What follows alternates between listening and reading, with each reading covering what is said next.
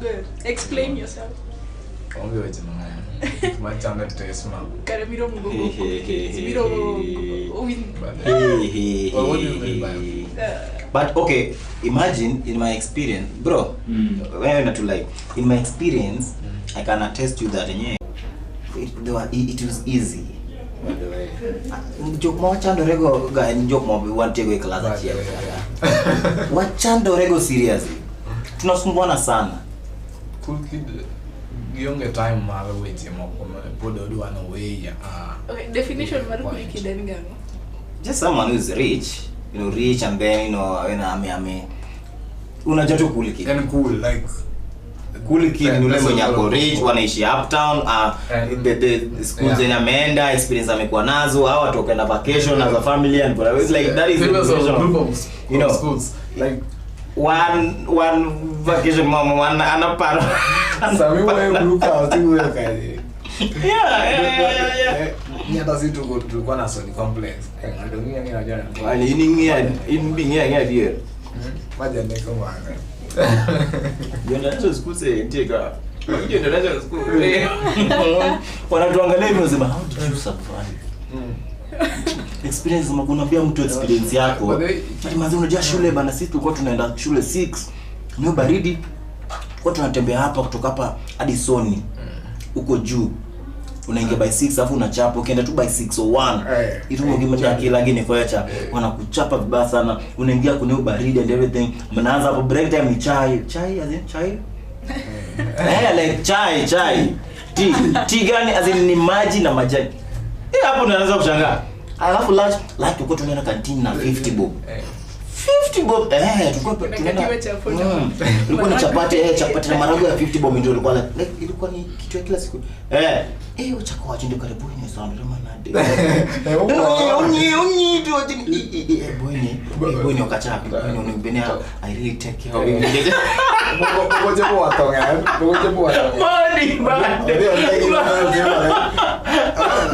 mani ngini poklando nini ndalo mani ditimo gesi pini to the desk ikwe okay yeah but you are going to sit for an exam how did they let you go through all that unaangalia mzee yenyewe we are worlds apart we are worlds apart na mtu nimeexplainiaga anything something small like a mark tu kwa mkono wangu tu yeo niliumia nilikuwa tunaendesha tu up and then you know nikomea tu kidogo so anakuangalia hivyo like kushuku okay umeendea ile unaacha this drug unafaa chukue hiyo anakuuliza umeendea hiyo and why like I not even like serious why not bandaging it and homeo ile ni beauty design wacha nyewe kare kwani sisi tuli wedigo anangizo type morone wapango ga line high school kwa dinechia type no nonge awacha ne ya to ne unejela ingini manu gima wendo kuome ni jipango line Ni somo gani? Process. Guys no niyo to wacha ne my time no You time it up.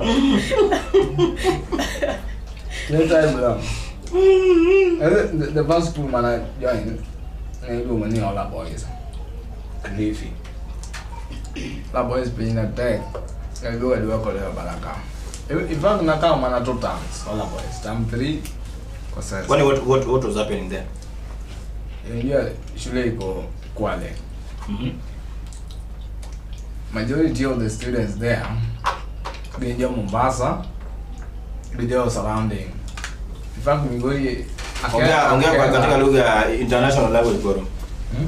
One again. Kwa hiyo hapo. Kwa watu wajina.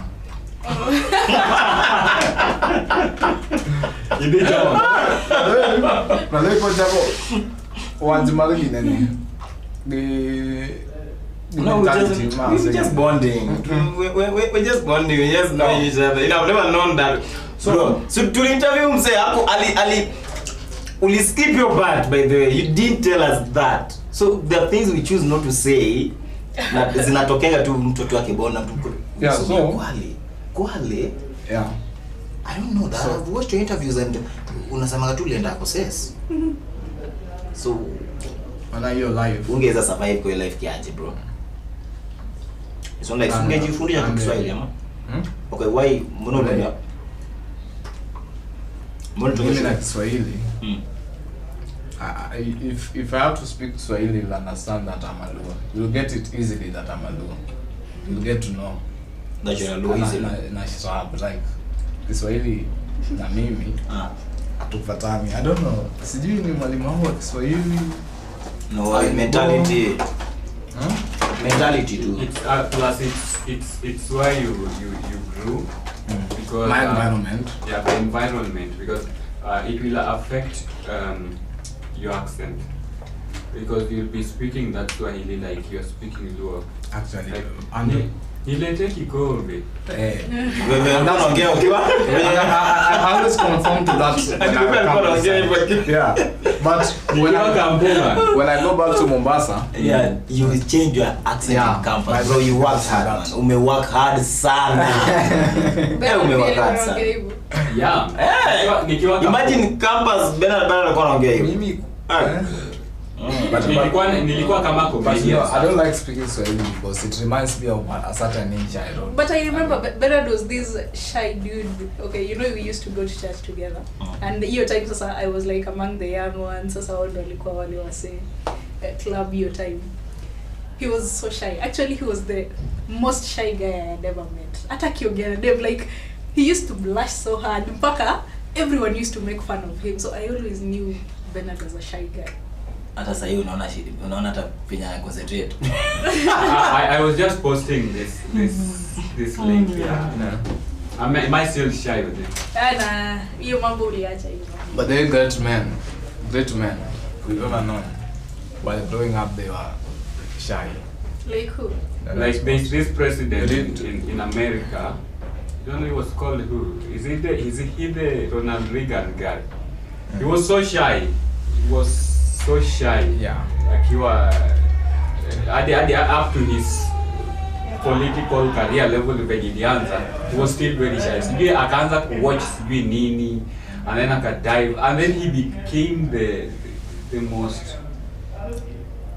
Hawa watu wenye wanatesa watu kwa anatesa watu vibaya sana during his reign. Anaenda akakuwa wanisho nani? Tyrant ama akina Amin dada. Yeah, alienda akakuwa mtu kama huyo by the way. He killed a lot of people. You know, these people who are always going to be shy when they are growing up, they tend to change in the process and become great people. Like, let me say RFK, you know, the teachers speaking, yes, the teachers were speaking of his teachers were speaking about him and say that he used to be timid.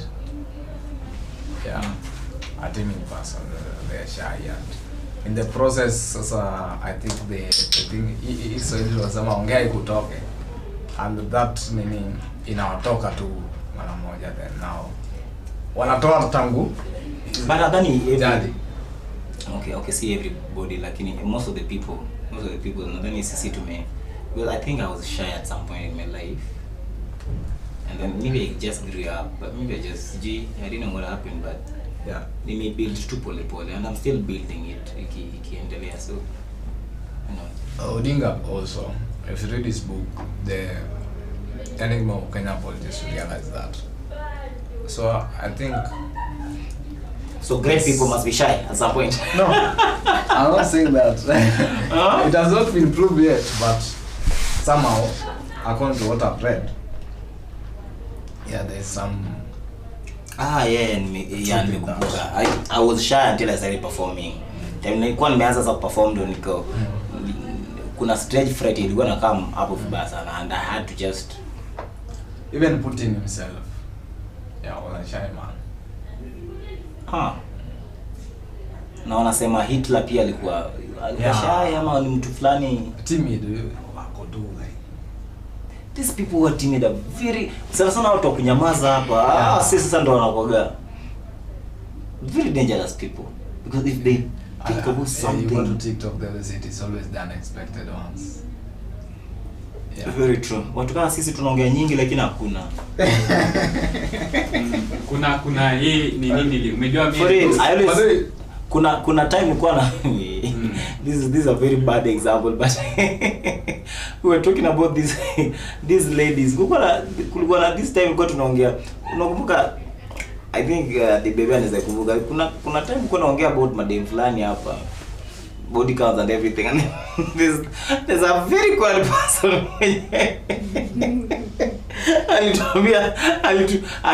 Mtu amekwambia tu something hadi umkachana na hiyo story kabisa.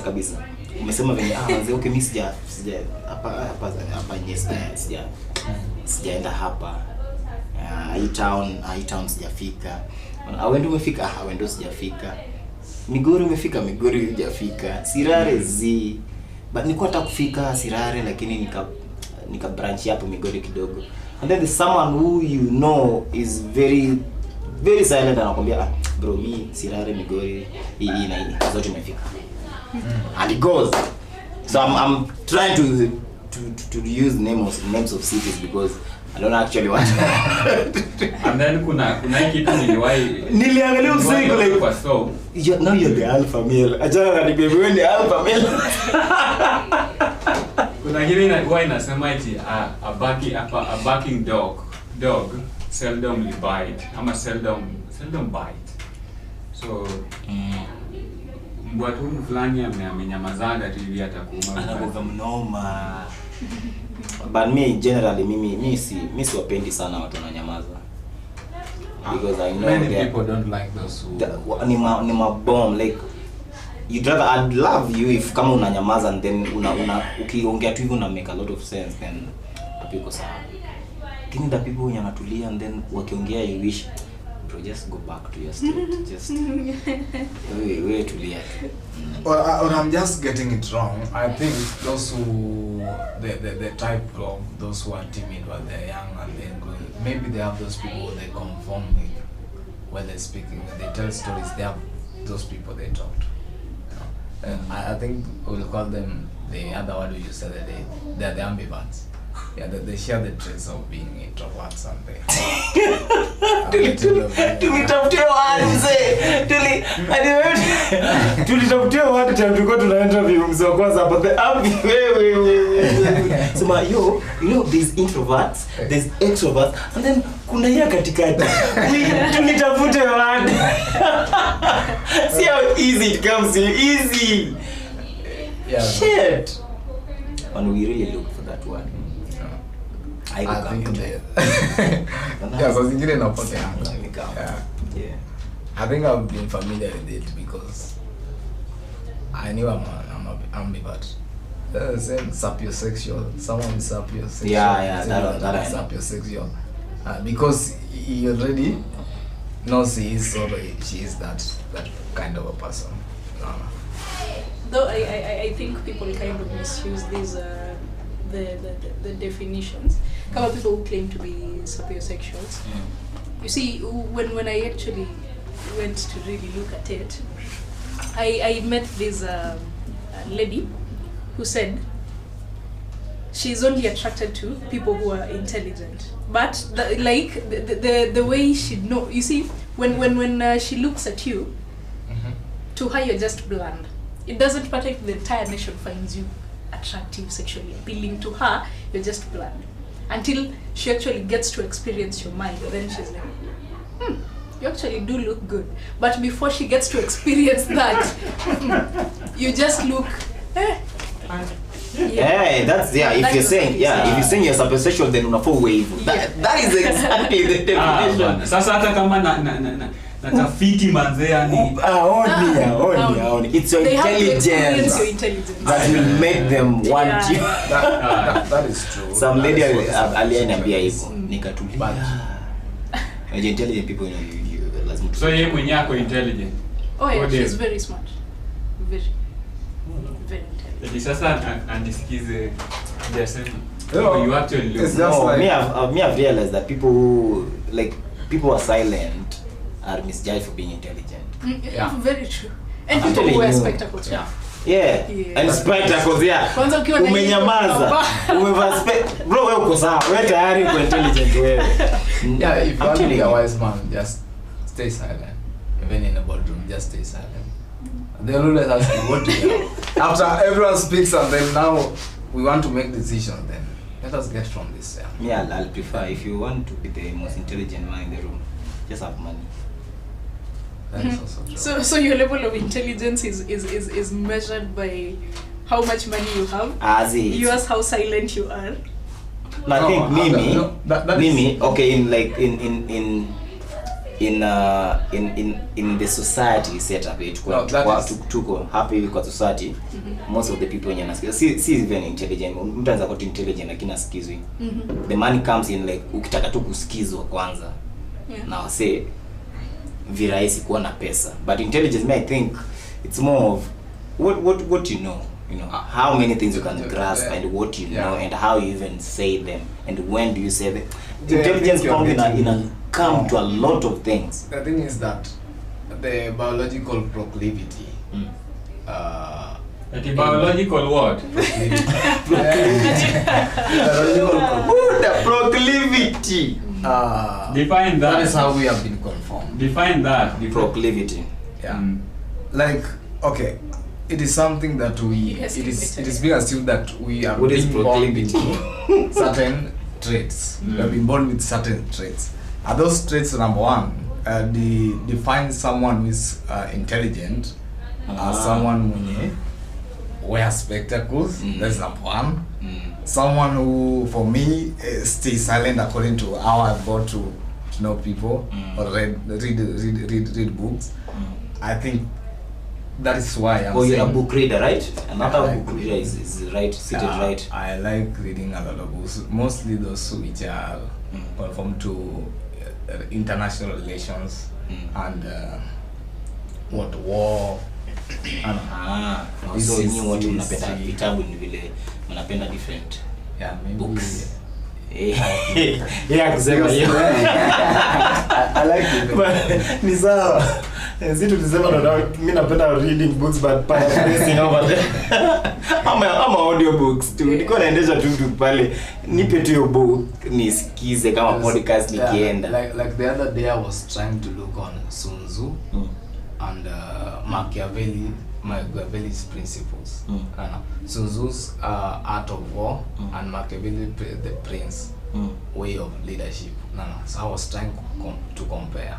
You know, Sun Tzu is more of if you if you have a gun and I have a gun, we can talk rules. If you have a gun and I have a knife, we can try to negotiate. But if you have a gun and I have nothing, there's nothing I can say. You have the power. That is Sun Tzu. But Machiavelli is a type of person who encourages tyranny, kiplani. I have power, you must adhere to the rules. And I think Sun Tzu Pia is just but Sun Tzu's style is different in this way. Or we'll just negotiate if you have what I have. And then Sun Tzu also uses the manipulation that when I want to go and fight someone, I have a war between let us say a war between nations, Tanzania and Kenya. I must be having my how do you call them? Intels. I must have my intels in Tanzania if I'm a Kenyan.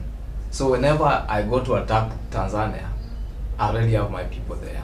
He has already confused them. I have information about the people in Tanzania. But Machiavelli is the type of person who says, who behaves like Alexander the Great.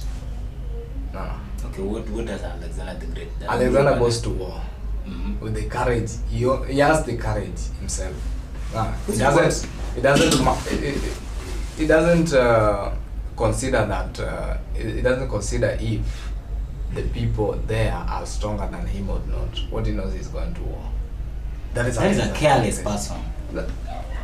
No, you might be, you might be very courageous, but careless. Yeah.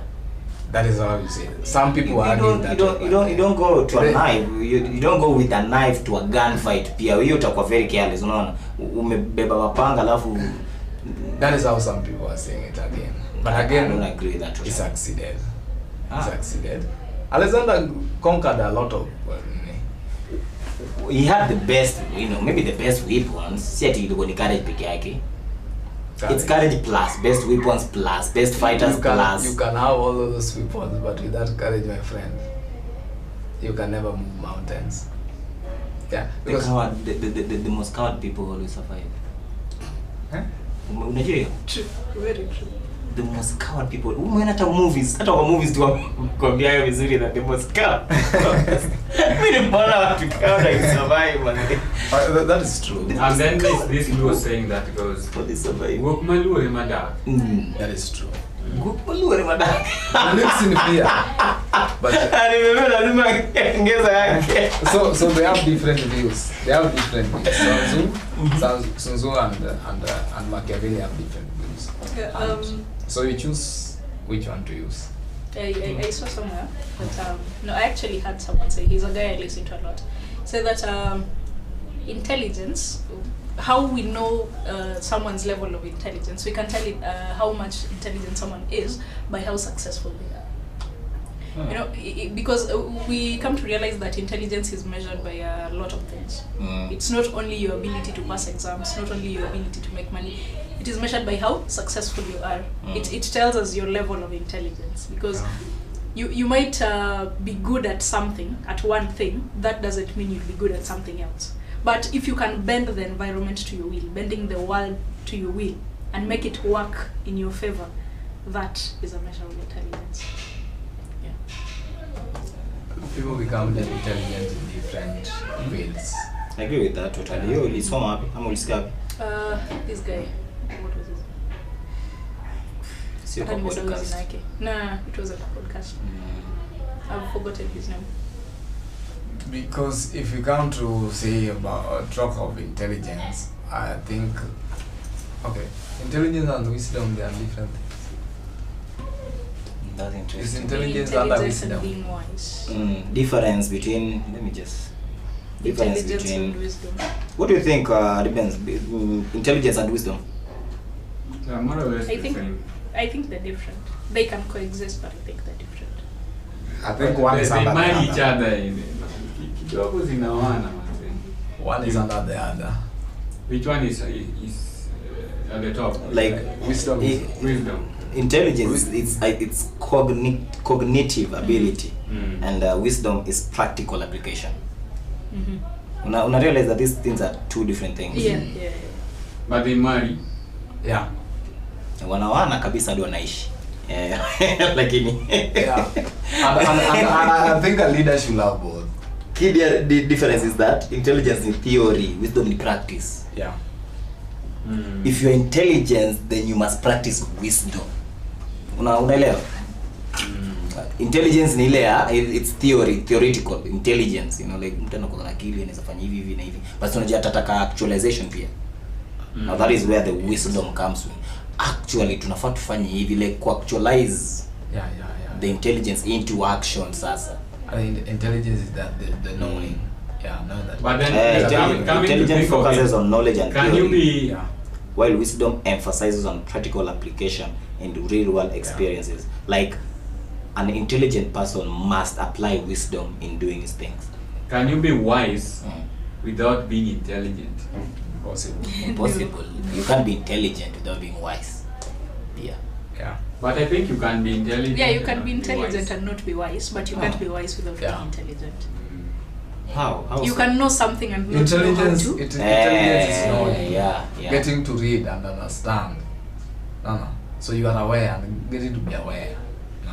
So you use the awareness to make a conclusion. No. Cognitive ability. Nataka nitumie hiyo term yako pia. But unajua the proclivity within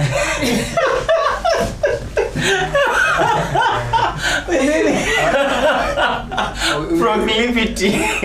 Okay, the proclivity between intelligence and wisdom is they kind of marry. We agree because wisdom and intelligence. Wisdom goes with intelligence, but proclivity. Proclivity. Nah, I'm going to take that to the bank. Yo tatumia pahali. Proclivity. Na unajua sound vizuri ukisema. Si ukiandika. Ukiandika una sound kama you want to use big words. Yeah. But ukisema mtu ana understand, it's just something normal. You know the difference and the proclivity between like science and theory, it's just something talk like no, when you talk of science now, the difference, you talk of science and religion. Yeah, for me I like science and unlike religion. Okay, me I'll go with religion. Religion is based okay, on but see religion faith. sana, you know, like religion is based on faith and belief. Science is based on practical things. Without science, we couldn't have that door. Science is based. I just have faith and there's a door. Try. Faith builds mountain, moves mountains, moves, bro, moves. Actually, you can realize that I can move that door that you built with science with my faith. Yeah, you build it with science, I move it with faith. And let there be no door. I think you are being some sense now. Yeah. With that faith, let me tell you, the richest man in the world. What's his name? Elon Musk. Say Elon. Yeah. Elon Musk is there. I think the second richest man has something with $273 billion, but he has 400 and something billion dollars. That is a gap of 100 and something. So Elon Musk, like he imagined something. What if we could make a rocket which can come back to Earth? You know, initially, back then, the rockets couldn't come back. Like, azingeenda na zirudi penye zilikuwa, like vile ndege huenda alafu ndege inaweza rudi. Yeah. Oh, so they built rockets before, but now as because zinaenda that idea ilikuwa like imekuwa. So watu walikuwa wanaenda moon na wana dedi huko. No. Kuna vile walikuwa narudi like yeah, kuna vile walikuwa narudi, but you can just check there. I think as we are moving on. So until recently, I think in 2023 ama 2024 last year. Ama ni this year. Trump akiwa president. And that hiyo kitu ameanza kufanya tangu I think the early 2000s. 2007 huko alianza kufanya hiyo project. But now he had the idea. Rockets zilikuwa zinabaki. Watu walikuwa wanaenda na rocket. Yeah. Rocket inabaki, watu ndio wanarudi. Exactly. Yeah. So yeye alikuwa na idea. Say rocket inaenda na inarudi. Yeah. No. So alikuwa na hiyo idea. But now because it's just the owner of the idea and there are people who are learning, he took these engineers na akaweka check this thing can go through. That's why they call him an entrepreneur. Entrepreneur sees things and delegate. And implement. So entrepreneurship, like the definition of entrepreneurship is like implementing an idea, business idea. Exactly. So yaliona hiyo kitu na akaendelea. So no one believed, but he believed. Okay. Now we think that rockets can actually go and come back. But he believed and he worked. Yeah, I agree with that. Kuna so rocket amepeleka na ikarudi. Yeah, it happened. It happened. Gani hiyo? Hebu angalia hapo. Elon Musk, acha niangalie. SpaceX. And SpaceX ni yake. Yeah, ni yake. SpaceX ni yake. Yeah. It took people to space and came back. Yeah. So I think that is where faith comes from. Believe it. We don't know what's wrong with you. Zaki yako rai sana kucheki SpaceX. SpaceX. It's a private aerospace company founded by Elon Musk with a mission to reduce space transportation costs and enable human colonization of Mars. Key achievements is reusable rockets. Hiyo umeongelea by the Starlink satellite network, NASA partnerships, and Starship development. Upper reusable rocket is SpaceX are developed reusable rockets like Falcon 9 and Falcon Heavy, which can completely multiply mission instead of being discarded after one launch. It can go and come back after 3 launches. That's okay. That's okay. He had a vision and he implemented it. Upcoming launches. Yeah. Yes, an upcoming launch, by the way. So Science and Faith marry? I don't think so. I think Science and because Science full of Faith imagination. Imaginations for it to be productive. You must have faith. No, Science is more of how did this happen. You must find out how so that you can build something on. And that's how the consistency. How do you have the consistency? You are free. Yeah. No, it's a matter of physics and whatever, and And that is the consistency. Science asks the why, the how. Yeah. Faith doesn't. Faith just exists. You believe in something that isn't there. That doesn't have proof. Yeah. That is faith. Yeah. It cannot be proven. But with science wants those answers. Science looks for those answers. That is what makes it science. Exactly. But then let me tell you, you say science is practical, isn't it? Yeah. Maybe let me give an example in my studio. Tuseme science sasa ni kukuja na hizi maneno kuweka hapa. But then before kukuja na hii maneno, did I have faith first before actually bringing these things here? You had faith. Actually I started paying rent without hata kujua nitanunua hizi.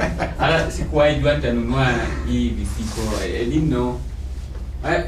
Did I have faith or Ulikuwa na mpango? Let me tell you, yes, you had faith obviously because ulianza pay rent, that took faith, and then ukakuwa na mpango zako like hii itatoka hapa, but as you come, but let me just have faith that itafanyika venye I'm hoping itafanyika. And you are. Yeah, then you guys are contradicting yourself. No. Faith can actually build something from nothing.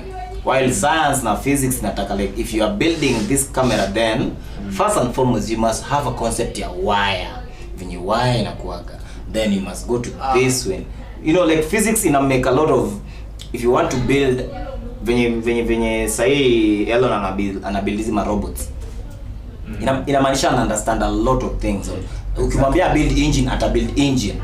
Usiwezi build robot kwa uwezi build engine. There has to be something. With physics wanaanza na the definition. What is physics? Forms of matter. Like the light ones kwanza, you must know kwanza, ndio unakuja the complicated ones. Nikatu chemistry, kuna equations ndio unapewa form 1, ndio chemical equation unapewa form 3. Again, I think so with science lazima develop. Na with faith, we hata kama ujui shit, wewe unasema tu kamera kama. You say that faith can move mountains. Yeah. It can move mountains. Yeah. It can. How? Actually, I don't know. It's faith. Okay, Bernard, what you were saying? It's not logical. It's faith. that we are contradicting ourselves because yes. you said that you had faith before you brought the idea to work. It doesn't necessarily mean that you have to have faith to bring your idea to life. No. Sometimes so I can just wake up. I did no faith. Yeah, people. And a lot of people build things with no faith. It is just remember the last they time have we were a plan and they have. Yeah, the last time we were talking, I said a point about entrepreneurs being insane people. Like you just bring something to life because you're telling yourself it's going to. You don't necessarily have to. How can I put it? I'm looking for a better way to put it. See, you might just believe. No, if I say it like that, then it brings faith. You still coming back. I come and back. And then when I remember tulikuwa tunaargue na my mom in the house. Oh, mimi nataka uende kazi juu ukienda hapo hakutakuwa na customer, utafunga hiyo duka, utakuwa unatuma pesa ya rent. Nikamwambia mom, you don't have faith.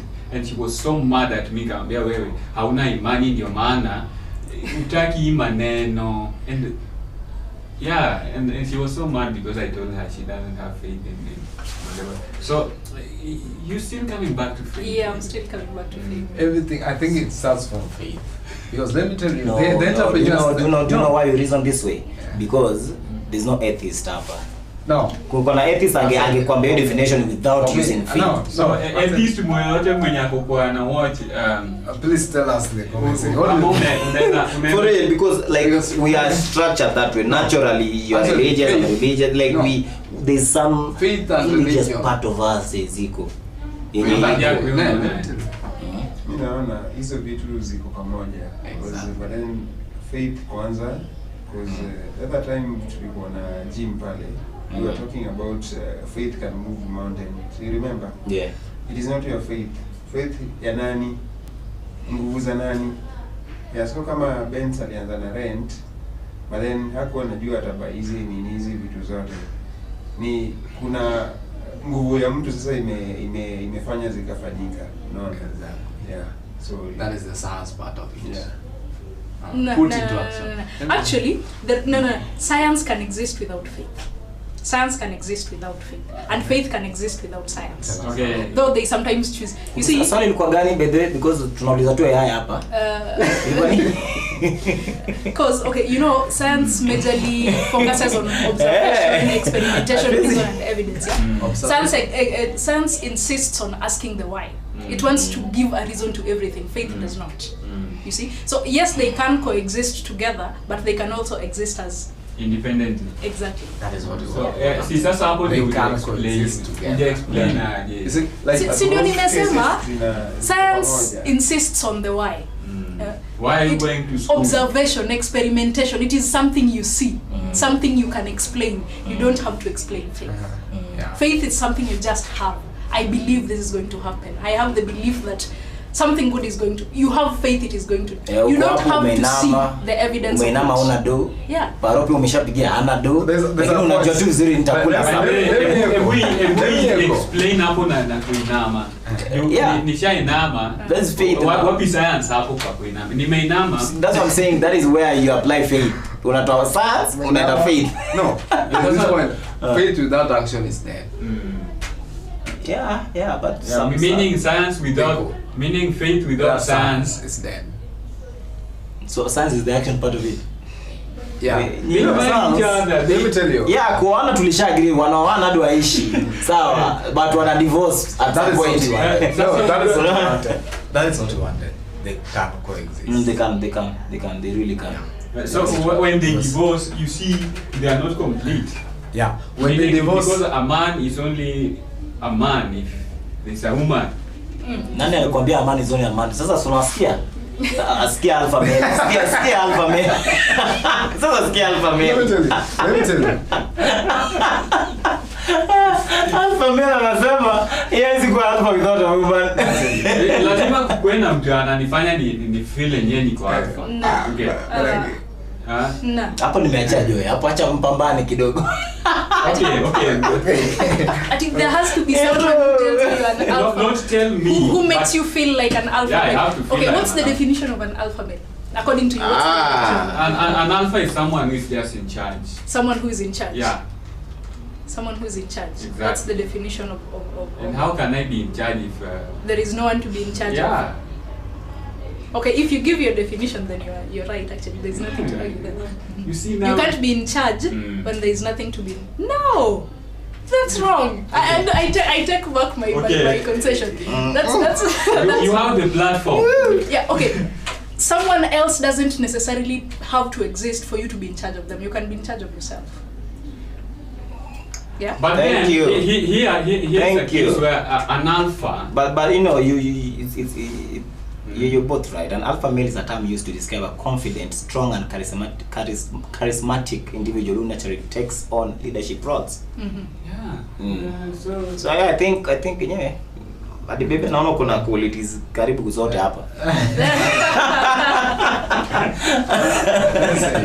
Si zote. But okay, yeah, true. But there doesn't have to be someone else for you to be an alpha male. Yeah, But, you can be an alpha male without anyone else, without a woman existing, according to your point. Yeah. So you can be in charge, but you don't necessarily have to be in charge of a woman. Exactly. Yeah. Yeah. You can be in charge of yourself. And in charge of even other males. Yeah, sisi wenyewe we are in charge of other males, manze. We are out here in charge of people. Other males, I'm telling you. Yeah. But women, sasa hapo, that is where we draw the line. But we still alphas, bro. You know? So without faith, we couldn't have been here. Without science, we couldn't have been having all this. So this chair is here because of science. Because of science. But I'm here because of faith. But there because of faith. So they marry, they cannot... I don't think they marry. Divorce. Now that I'm listening about it, now that we're talking about it, I don't think they even marry at all. For real, they don't marry. They've never been wedded. They can coexist. They just coexist. But they can also exist on themselves. So they've never wedded. They've never wedded. Yeah. The people who just exist. They coexist. They both drive each other. But if hata kama huko mimi pia naweza survive too. Yeah, science can survive without faith, can survive without science. Do you believe that? I think that's what marriage also entails. You can't exist on yourself, on your own, but then huyo akikuja you are complete. But then without her you still can do everything. You can still wake up and wash just the term complete ndio ukishatumia the whole thing goes out the window. You are complete. If you're complete, you are half. And then she came, the other half came, and you became, you're complete now. No, okay, that's what I'm saying. You see, now we are all going to agree with this because we are all religious. While on the topic of marriage, when we say about someone coming in to complete you, okay, what do you believe? Is it that a marriage you need your other half the way most people say it? What is your perspective on that? In marriage? Yeah. Do you believe in marriage? Wewe una believe in marriage? Actually, I believe in marriage because my mom was married. Married with my father and dad. So I believe in marriage. Okay. Yeah. And but just take me back to your question. When we talk about marriage, I was just asking your general perspective of it because most people say, I found my other half. You complete me. Okay? Without you, I feel like I'm not fully myself. So, is it that in marriage you have to find someone who completes you? Yeah, you have to. So, you just a general perspective. Yeah, you have to find a chin to your chan, manzi. Otherwise, mtasumbuana tu. Ndio maana watu wanaishi wana divorce. I think my question. To be complete in life, what does it mean? To be complete in life. To be complete. Because you yourself, you're not complete. To be complete, what does it mean in life? Yeah, I feel like being complete in life is just the presence of God in your life completes you. But that is the reasoning as a religious person. Not in terms of Bible, but in terms of maybe family. Family. You can never have your family, you alone. You'll be yourself. See example. Umesema family, umesikia family. Ukisha mention family, hapo za wife lazima because you're not giving birth, you're not impregnating yourself and giving birth and then raising, no. Yeah, you can't. So with family, in a family setting, if you want to be complete in a family setting, you must have a wife. Not only in a family. If you want to be like me niko complete msee. Me niko very complete. You are not complete. Let me tell you, bro.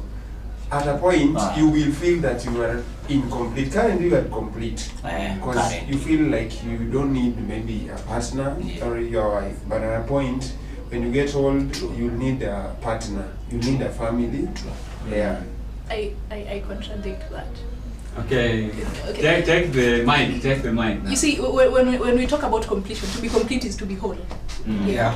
And when I bring it back to the aspect of marriage, the way people say you find your other half or found someone who completes me, I'm not looking for such kind of a partner. Why? Because I want to be complete by myself. So when I find a partner, that person does not complete me, but rather complements me. See where the difference comes in? In that, I am satisfied when I'm by myself. I'm content. Where I can say, I do not need a man. I do not need a man, but I want a man. Meaning I can exist without this man. That doesn't mean I want to. You see? So, I'm happy without you, but I am happier with you. you lost. I You like are your- happier. Like your You heart. are happy. So my Like that. happiness inaongezeka, but that doesn't mean that without you now I am You are not sad. happy. No, I am still happy, but with you it is added. Happy, Okay. happiest. Yeah, so you don't complete me per se, Yeah. you just complement. Now with another one, the second wife, now I'm happiest. you realize what we are saying? You realize what we are saying Another now? question.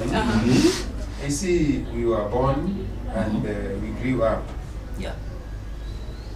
If you remember back, while you were still young, Yes. and the current you, who do you admire most? All of them. All of them? No. I admire them all. Let me answer that. Who do you admire? Your dad or your mom? Your younger, No. you know, your younger Your self younger or Oh, the you you are now. your current you. Yeah. Me admire my current I me. admire my current me. You see, I that can't is, admit. that is now you're complete now, but before then you weren't complete. But still, you see, tomorrow you will be admiring. You see, we advance each and every time. That is why I'm telling you, at a point, you'll need to be complete. Or like now, you like the current you. No, but I Like- think I love the current me, but like see me was me wa 2021 up. Achana mi wa huko ma 19 huko ma siji 2000 whatever. Me wa 2021. I think I like that me. I yeah. Si squeeze ni mambo magumu ni kustruggle nini. So by then you were But complete. that time manze I was good. You had them Good, till manze. days. Yeah man, I was too good, But manze. I think to be Just- whole and to be complete can only be defined by an individual. Mm-hmm.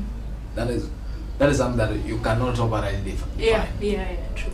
Because for me, I can't define. Like, let me say that for me to get a partner, having a lady, that is making me complete. For me, I say it brings me a lot of problems. It brings me a lot of problems because I have to cater for her needs. Again, I have to cater for my needs because that is what we have been conformed to. Because the worldly conformation is that a man has to Provide. I think that's why I don't like the religious part of it because this conformity is brought by religion. True. No. So unajua true sasa unajua si hata religion is like the society pia. That society we are is being meant, we are governed. wired as men to do The that. society is being governed by religion. That's why they always take the Bible and while taking the oath. Yeah, the society is being governed by the religion. So for me, Religion is very powerful. Yeah. being whole or being complete is only defined by an individual. It cannot wholly be defined because if you ask the married ones, if you could ask your dad at some point, do you feel complete when the partner was there? I think he will give a different answer. Same with the mom. And even with us, a lot of problems. They tell you these are a lot of problems, no? But now there are things that have to be. No. So for me, being whole and complete, it can only be defined by an individual. You are the one who's aware when you are complete. Wewe unafiligi complete kwa na dem? It gives me a lot of problems. So no. So no. It's a yes. So una feel complete kwa soul. Ah? Uko sure? Feeling complete nikiwa solo pia, I'll say no. I feel complete when people are around me. People as in men, People, women, everyone. ladies. Everyone. Yeah. You feel complete when everyone is I around. have you. someone to talk to. You have people to talk to. I have people to talk to. Not Let's be someone. complete. Yeah, People. When I say someone now, Now you narudi pale. People to talk to. I have people to talk to. So you feel like then you're not complete. Okay, sorry to, you know when you said that only you can define your level of completion, Yeah. I think we can just say that only you can define when you're happy, not complete. Because if you need someone else to complete you, then essentially you're not complete. Exactly. Yeah. Exactly. So for you to be whole, it means you need to have all parts of all parts of yourself, and they have to be yours. Now, if someone else makes that one, you know, they're not yours. Something else covers the book, so you're not complete. And honestly speaking, you said what I've said is actually is what makes me happy when you are around. But now to be whole and complete is to control my mind. And having that To conquer self. Yeah.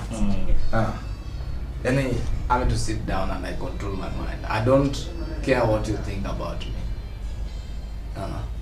I only care what I know of myself.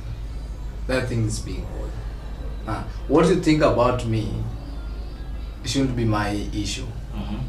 That is your issue, because that is what I've given you to think about. I give you what to think about me. If I want you to know me in a certain way, that is what I give you. I think that is what makes me whole. Owning myself, I give you what to think about me. You don't just come with your own vision of me. I think that is what makes me complete. Yeah.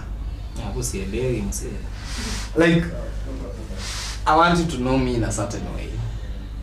You know? I'll make sure that whenever I meet you or whenever I pass where you are, I behave in a certain way. Yes.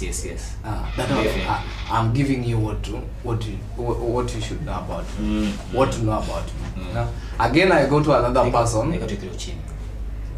Again, I go to another person. I get to another person. Then I give him another version of me. That is controlling what I am, to being complete. Controlling what people know about you. No, that is the completion part of it. How you complete by showing me a different side of you and showing another person a different side of you and the next person another one. But then it actually means you care about what they think about. No, not that I care. That is telling you that I own myself, having that power to, just confusing you into knowing what I am. That is the owning part. No. Having the power to control what someone thinks about me. That's what makes me complete. I don't know if you're getting complete if you have the power, but I think we all have the power to just control how people, you know. Kuna time sasa CV isha. Actually, that is the point. We all have the power to do that. Yeah, see, but kuna time sasa CV yako sasa ishaenda to the ground. Imeshaenda to the mud. There's nothing you can do about it. Maybe you can turn around, but the people who know you can admit that the people who there's this time that maybe you fucked up in life, and the people who maybe knew you for something else that you did maybe in the past, and they've never really moved on from what you did. Maybe you turned around, maybe you changed, maybe you're a better person now, but the people who were there when you did some wrong thing or some extremely good thing that really kuna times that you've really done something so good that people know you as a very good man, but sasa maybe we are upwagi that extremely good. My question is, you know, so you see, hapo usisema that action that you did in one scenario can defines you, because you know completes you, makes you complete. Was that not you? That was you, but it can't be the definition of your completion. Exactly. Were you aware of what you are doing? No. Kuna time unaweza tufanye kingine hata unasema buda hii no kupenda kwa gamzi. And that is the thing. Umeenda out there, have you ever like just gone out there and then maybe you're wearing a shoe or maybe a trouser, a shirt, a good shirt. Wewe kivyako it's just a normal thing, unaona? Exactly. And then kutoka tu hivi bwana shati leo noma. The next person buda shati ni noma, umetoka na wapi, and then you start being okay. How unajua ni normal? Exactly. But because people are now complimenting you everywhere you go, unaanza ku realize that kumbe, so that thing that you're not even aware of. In the process of complimentation, if you allow them to control you by their compliments, you know, it can give you the pride. True. Then I think for me, I'm not being complete. I'm allowing them to control me. So you being complete is just being the alpha of everything that you know is exactly. Involving you. Exactly. Having to control what I think, what I do. I think you don't control even what you think. In our world of today, you don't control what you see, what you like, what you think. You can. I don't think you can. You can. Believe me, you will. I say Buddha, you can't even control what you. Actually, you can. Well, nikuuliza sai why you like Nyash, utanambia? Huh? Junior, nini? Honest question. Why do you like Nyash? Why do I like Nyash? Okay, tuanze you. Say I like Nyash.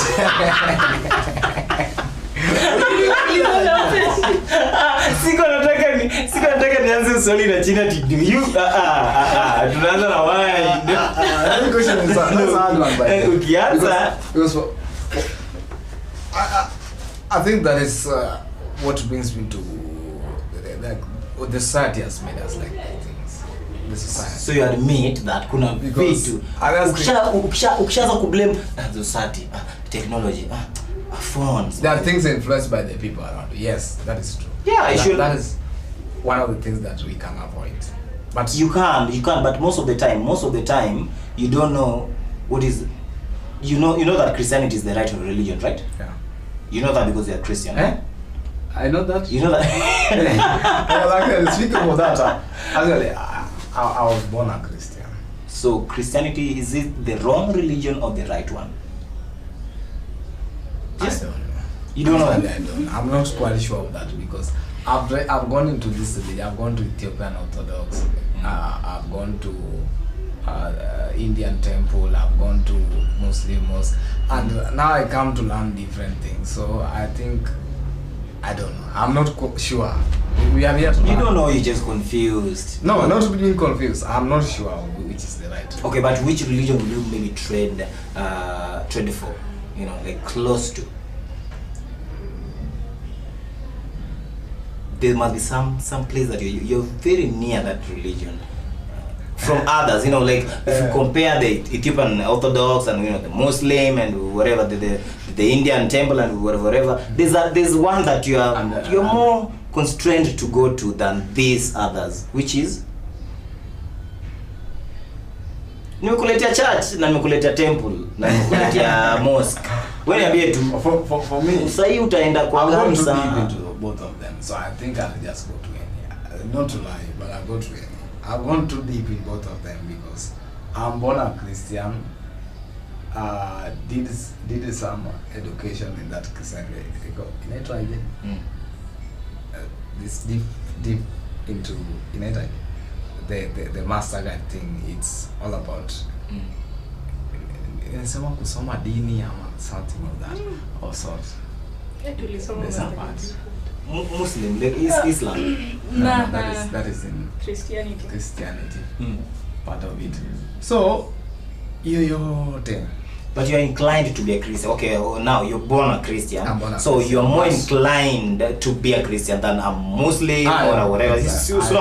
You're more inclined to Christianity. First 20 years of my life is into Christianity. So yeah, you're more inclined to be a Christian more than any other. Exactly. Right? Yeah. How about you, Joy? Before we continue, I'd like to make a correction. You were not born a Christian. You were born into Christianity. See? You were born into Christianity. Yes. So for me, I was born into Christianity and then I grew to love it. So yeah, I'm a Christian.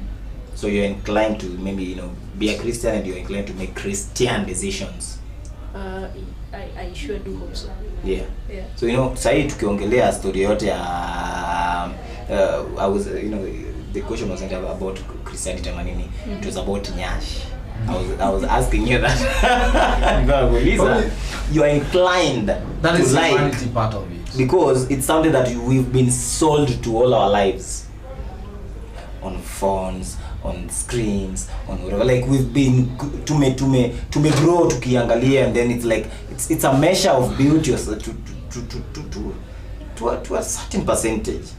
So grow na tumekuwa tuned in our brain to just some flat some flat lady atapita hapa na someone just atapita hapa na we all know where we look. It's not surprising, unaona? So nikikuuliza why do you like Nyash? Utajibu aje?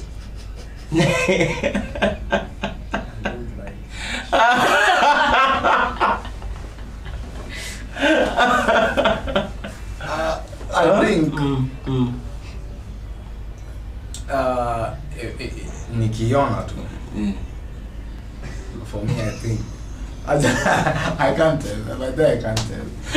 Okay, you're not doing. I can't tell. I'll tell them to si kila mtu anapenda. Yeah. Sijasema kila mtu. Ile kitu inasema ati macho hayana pasia, unaona? Utajipata tu unaangalia na kitu kizuri chajiuza pia.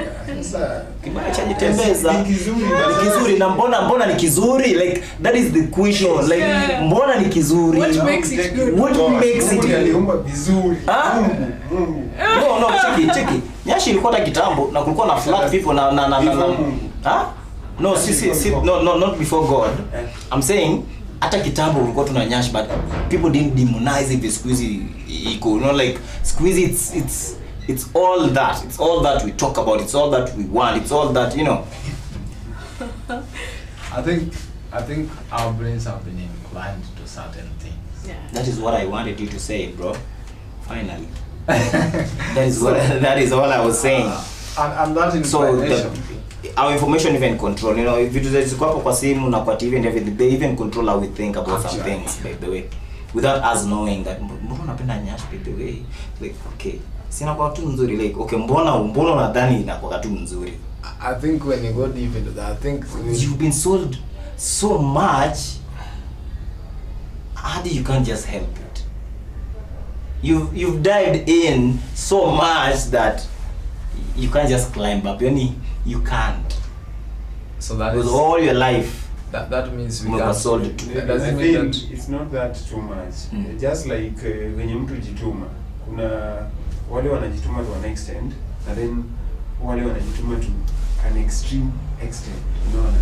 Yeah. So if you believe in Nyash that much, mimi I'm not siko hivyo. Mimi ndio siko hivyo. But let me tell you, my type is not the Nyash person. My type is not that. What is your type? No, I'll tell you my type. You know what? Say, I'll tell you my type. Let's just start with, you know, mimi nitadefine type yangu. Kila mtu define type yake. What is your type, buddy baby? You all know. We don't know. Petit rules my world, man. Petit rules my world, man. Petit rules my world, man. Petit na flat. Back. A flat petit. Me. Nati me. Najua so long as anaweza ni riding. Buddha. What is your type? What is your type? Define your type. Petit rules my world. Petit. What's petit? So unajua sitaki kuongea. There's types of petit. Kuna petit anakaa hivi, kuna petit ako hivi, like unaona finish it kwa flat, kuna petit ako hivi flat. There are times nimekuwa attracted kwa petit ako hivyo. There are times nimekuwa attracted kwa petit ako na kinyashi.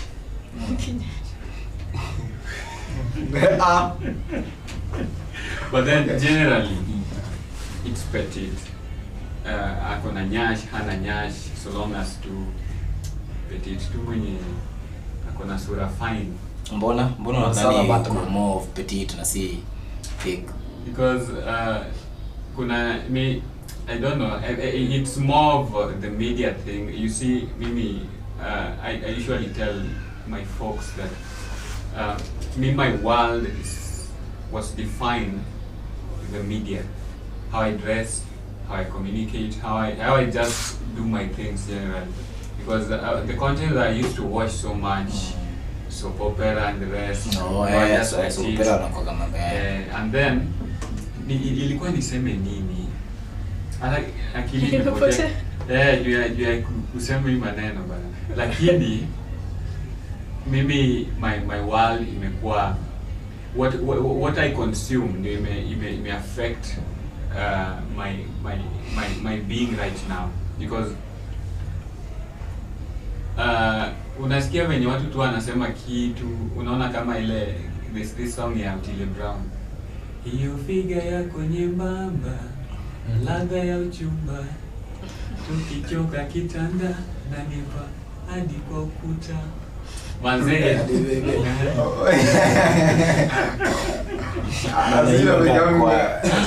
Anapiga kama kwaya. So unaona kitu kama hiyo. Yeah. And I used to listen to that song a lot nikiwa kampo, manze nilikuwa naona mapetiti hivi naona anga tuko ukuta. So yeah, msiniangalie hivyo sana ni. But you define your type by the way. Yeah. That's the best type. So what is your type? My type. My type is Tyler. How do you call it? I don't Tyler. Tyler. Taylor Swift. Tyler. This type is that? Yeah, what? You guys. You get Google. Tyler.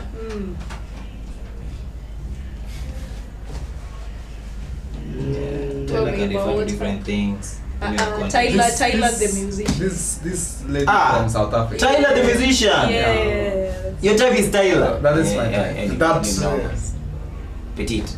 Wewe sasa mtu petite tena? My type is Tyler. Is it your Tyler petite? That is my type. Sasa hapa Kenya tuna Tyler. Tuko na Tyler wengi hata hapa wewe bro. Actually I have one. So Tyler. Na si unge instead of you going Tyler, this Tyler. All the way to South Africa. Your type is. You mean this Tyler? yeah, that is Tyler. That is the type. Kuna Tyler wako. We I have my Tyler. So yeah, I just don't want to say her name because she's popular.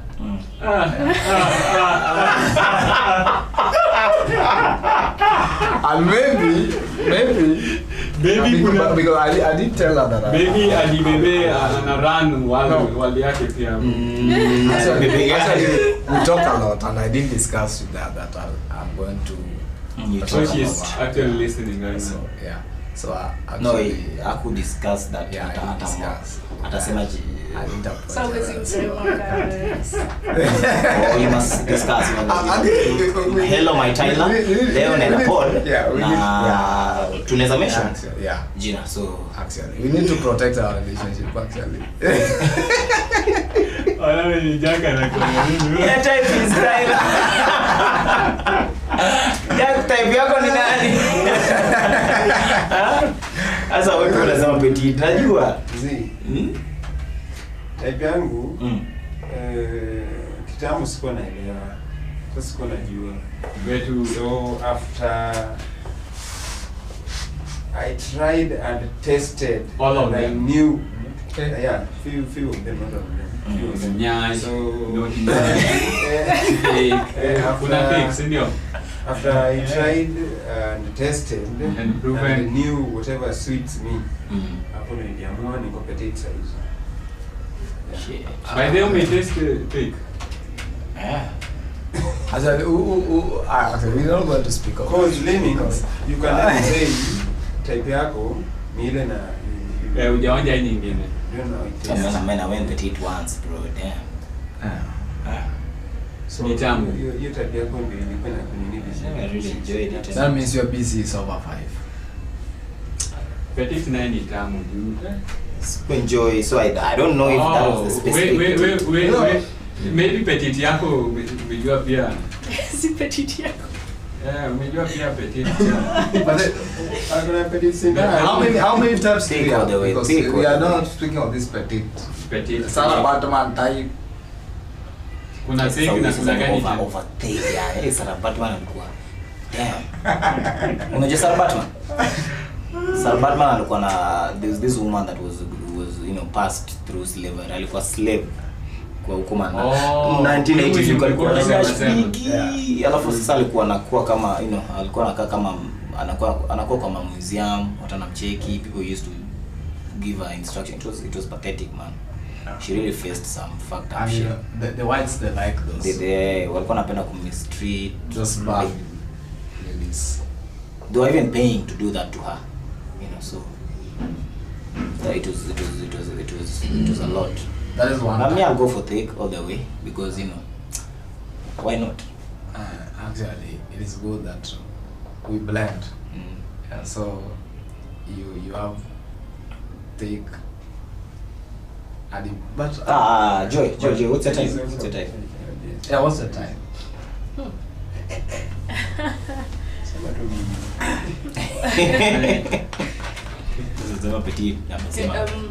I'd say, okay, I don't have a type, but I'll know when I see them. I saw that video and it resonated with me. Like, okay, I think not the intent. Okay, you see, Hala mimi. like I'll do that. I can't specifically say my type, but when I see them, I'll be like, yeah, now that's my type. You see, Yeah. But then I can't specifically Because say I like this and this and this. Though there are some specific things that they must have. For example, I'm into slim guys. Okay, not so slim that you look like. Not so slim. Not so slim like I but know. slim but muscular. You get the picture. Slim but muscular, Yeah, okay. slim. But So actually, yeah. Actually, what you're trying to say is like, you can't just drink any water. Yeah. Until you get to see the water. I think that's I think basically that goes. But for us, we are specific. If it is the sun, it's the sun. nyinyi mnakuwa most that is very dangerous thing. But mimi I have to, you know, like just nenda Geringet kidogo. That doesn't mean that planet nenda Dasani kidogo. No, that doesn't mean that planet cannot quench my thirst. It can quench a bit of thirst, but sio Dasani. Nikupe postpone to Dasani. The way Dasani does. But me P, I you know, scratch the whole thickness thing. Me I don't think I have a type. I know my type, but I see. Okay, you're lying. Bro. Yeah, Let me tell you. Then wacha nikwambie. Saizi umekuwa ukikula for example fulo yenye liko na maziwa. Okay. Hiyo example. Yeah. Ile iko na maziwa. Yeah.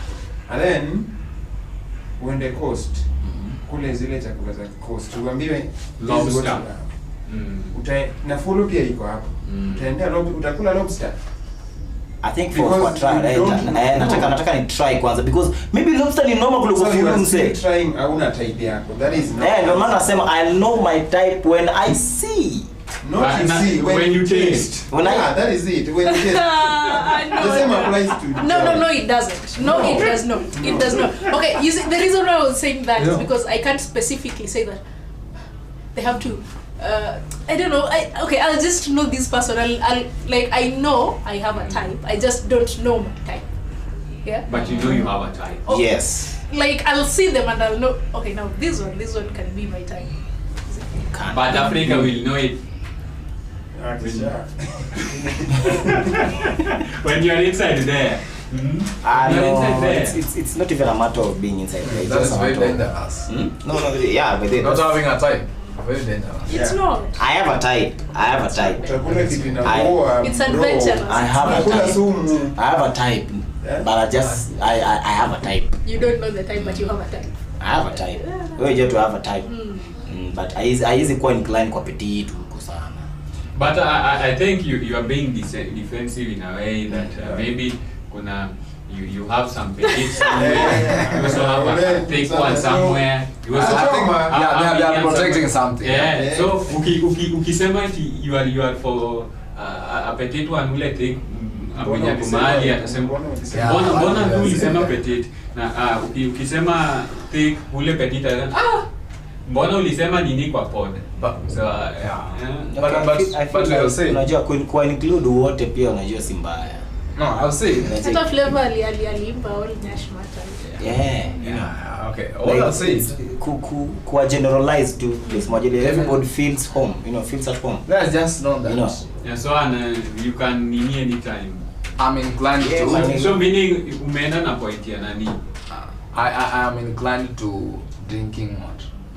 Dasani. But if I am thirsty, I'll consider planet. I'll not even consider because if it is always there, I'll take it. You will take it. I'll take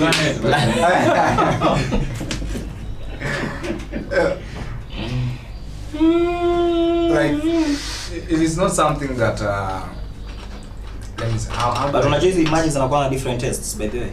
Yeah, they're Do you know that? Just like types. Yeah, they are different. Actually, there's a type who knows how to ride. That is true. And there's a type who, I've had that different experiences. I'm not saying. That's how you know. Okay. So you guys, I feel like we are talking about two different things. Because some of you bring the concept of sex, and then others are talking about appearance. Yeah? No, actually, so appearance is but how will you know this person knows how to write by looking at them? You won't know that. You have to you know something. You can tell. That's a lie. No, you there are people out here who can. I'm glad that you all coming to my thing. You know, you're coming to what I was saying. Okay, I think what we can say about this, what we have a taste of planet and have a taste of the sun. So that you can, but then mimi nimetaste. Ndio maana mimi nilirudi huko kwingine. Okay, I think what we are saying, Bernard, is everyone has a preference. That doesn't mean you can't accept those other ones, but you have a preference. You're inclined towards something else, something specific, but unaweza jaribu. The test is different. Okay, sijasema like ile thick ile sana. But ile ilikuwa sana, but ilikuwa na maanisha thick. But sasa I'm being nasty, na maanisha has got different views. Someone say I like boobs. The other person say I like Nash. The other person say I like people who the figure eight one. No. So as a petite, but petite kona hii na kona hii. As a petite, but the petite lacks this. And as a the basi officially the figure whatever. Miss me wala mimi niwaambia mimi sina type. Yeah, it's not type. As long as I'm treated good, I'm good. I think unapata petite flani ana anything, ana nyasha, ana teeth, ana anything. Like she's good to me. So yeah, I don't give a fuck about what people think. I think it's okay. You are trying to protect something.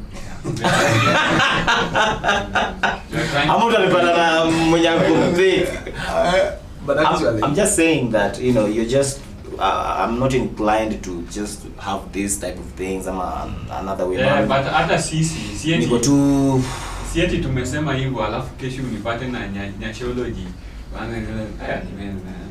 Yeah. What happened? But then your preference kila mtu akona. Yeah, just preference tu. Kila mtu akona preference. Kama sasa mimi I like prefer like more like thick. Na prefer huko sana. Because nimesikia advantages za huko. But then what are the advantages of it by the way? Mnajua nini zote? Now wacha nisaidie bro. Help brother. Kuna gari ukiendesha unaweza kuwa comfortable and hadi South Africa. Then kuna gari ukiendesha unakuwa nikienda Tanzania. Exactly. But sasa in short, you are trying to say petite. I didn't finish. He's not saying that. He's not saying that. He's just saying. The thing is trying to bring is that it's just taking us back there. We have a preference. Yeah. If I take the sun, I'll be comfortable, more comfortable than when I take planet. But that doesn't mean that I'll not take planet. If I have thirst. If I take planet now, then I give that will quench my thirst now. Then kusonga kidogo nipata ina dasan yangu. I'll take back my dasan. And drop the planet. Yeah. Okay. Because the sun cures me best. Talking about that, you said something. You guys in the morning were talking about cheating and all that. So what are your views on that? Like tukua baadaye nilikuwa nataka niulize hiyo hata umenikumbusha.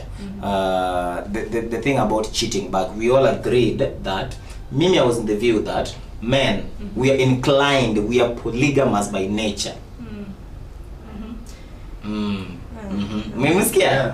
That hapo ushajua where she stands. So I was just saying that when you see a man cheat, it's not because of you. I'm not cheating because of you. You know, for real, most of the time I'm just with my boys. Tumetoka hapo hivi na debebe, tuko na, you know, my boys wetu hapo tuko na jag and we know tumeenda Kelme, kama tumeenda tu, you know, tumeenda Marioo.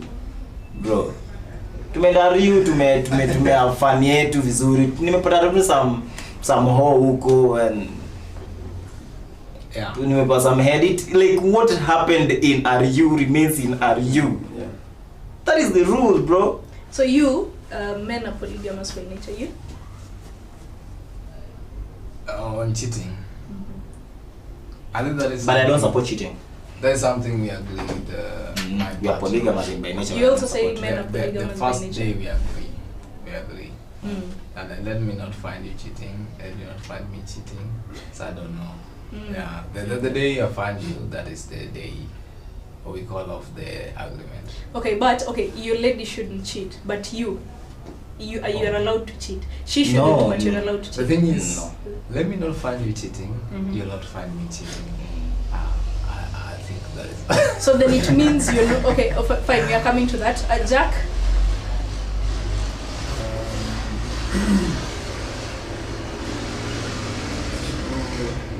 Siku cheat, like men's heart can handle like 5 ladies at a go. Na bado anakupenda venye unapenda. But women heart can handle 2 men at a time. Yeah. Exactly. Well, That is what I was. so men can cheat, but women can't. Yeah. Okay, You see, my point is not that I'm going to support. But I'm not going to support bad. You can't have direct answers. Mnajaribu kumisi sniper kule, mnajaribu kumisa mko na mimi. Unaona, when a lady decides to cheat, it's really lethal. Yes. Really lethal on a man. But mimi nikicheat. Umejua niko na experience kwa hiyo. A lady once cheated on me. And I once cheated on a lady. So I have an experience of both ways. You see, when I cheated, I still respected my girl. It's not like I'm supporting cheating. I still respected her. And hata sikuwa nataka ajue. When it came to her now trying to fight back, she ensured that I don't know. No, she was not really trying to fight back, but then she was maybe niseme tu. It was time for me to experience the other side, and this lady ensured that amenifanyia hii kitu na ameleta huyu mwanaume hapo karibu, amefanya tu all manner of things that could show me that she doesn't respect me at all. So when a lady decides to cheat, manze, it's something really out of this world. When she decides to cheat, it means ata akupendi anymore. You just leave. She is already somewhere else. A lady only decides to cheat when she no longer respects you. You get. But then when a man cheats, nile tu anataka aonje, but then see it in a support cheating. But then no one allowed. When you find me nime cheat, when I'm dating you someday, just leave. And when I find you cheat, I also will leave. But then nimejaribu kuwawekea hiyo nini, msikie tu venye test ya dema kicheat na test ya mana kicheat. Mimi nilicheat manze, na sieti sikuwa nampenda, by then nilikuwa nampenda ile akikuja hata sitaki ajue anything, but when her turn came, alikuwa hadi anapigia uchali karibu na anaambia uchali niko kwa sister yangu. Can you imagine that? Can you imagine niko kwa sister yangu? Yep. Yeah, yep. So you know, everyone is supporting what I'm saying. So you say that men, I think that's a bunch of crap. Men are not polygamous. By nature we are bound to cheat. That's when you find no, we are ask, not bound. No, we're not bound to cheat. We didn't say that. We are all against when cheating. you say by nature, it means it's something that exists. It's something that has to happen. That is what it means when you say by nature. Polygamous and cheating is different. Yeah. But okay, okay, I hear what you're saying. But I was talking about cheating. A man, okay, I actually meant cheating, not the polygamy part. The cheating part of it, mimi sijakubaliana kabisa na cheating. Okay. That, like I said, and I'm always saying, nimesema sijui kwa podcast ngapi, cheating is for the woman. Cheating is not for the man. Like what we do outside there and you call cheating, that is not actually cheating. That is something for you. Like we wanted some little bit of happiness. Yeah. Some extra to kidogo to, like, it's not even happiness. We wanted some little bit of yeah, it was just like outside happiness, let's say, because I'm happy where I am. So I'm very happy with you. Let me just say that. Let me just say that I'm happy with you. What is cheating? I don't know. Women know. Me, I don't know what cheating is. Okay, you see, when we talk about cheating, you guys say that. Don't say you guys. Okay, women most of the time define this action that I'm about to explain as cheating. This is the action they define as cheating. Me going out there, having sex with another woman apart from my woman outside there, then keeping that secret, going behind her back and having sex outside there and keeping that secret because I don't want to hurt my woman. That is what they define as cheating. But me, I don't see it as cheating because this is something I went and did. I'm not even proud of it. I don't want you to know because I love you so much that I don't want you to know this crap I'm doing. This is crap. This is bullshit. This is so stupid of me. This is something I should not be doing. I should not be doing this thing in the first place. But because maybe I just needed some relaxation of like 30 minutes too, and I found it somewhere else other than you, and I did it secretively. In short, men cheat with no feeling attached to the other partner, but I did that. Cheat with feeling attached. I like how some presumptuous you are that women cheat with feelings attached, and that is something that you say according to what people say out there. You've heard it, so you're like, this is how it is. Now let me tell you, it's not true. It's not true. There is a woman who can cheat on you. Unaona venye unaenda wewe pia, you don't love them, you're just doing it because for a moment, but then when you come back, you're the one I want, you're the one I love. Even women can do that, and I actually have friends who have done that. Have you ever done that? We are not talking about me. What I'm saying I'm just asking. Yeah, she has. Go on. No, I haven't. Okay, you see, when we talk about cheating. So how do you know? Because I felt like when you were defending this point, I felt like I thought maybe you've been in that shoe so that you can really get it out with a lot of emotions. But when you say I have a friend who okay, was on that I came to realize something. Experience is the best teacher for fools. A wise person learns from the experience of others. I don't have to experience it to actually have emotion over it. Sometimes I'm angered by what you do to someone else, and I'm like, how could you do that to that person? They don't deserve that. It is possible to do that. So I am supporting this because I know it is something I would never do to someone. And I will always stand by the fact that if you cheat on me, you do not respect me. If you sleep with someone else outside this relationship, you do not respect me and you do not love me. I want you to get those. You see, when you say that, I love you, but I just wanted to experience that one. Like, nikirudi, you are the one I choose, you're the one I love. You are the then it means when you're with me, you're settling. I give you something that you feel you need. So you're settling for me. But then when you want something else in you fulfilled, you'll go for someone else. It's just physical. It's nothing. If you really loved me, if you respected me, you see, when I talk about loving someone, this is my version of a healthy relationship.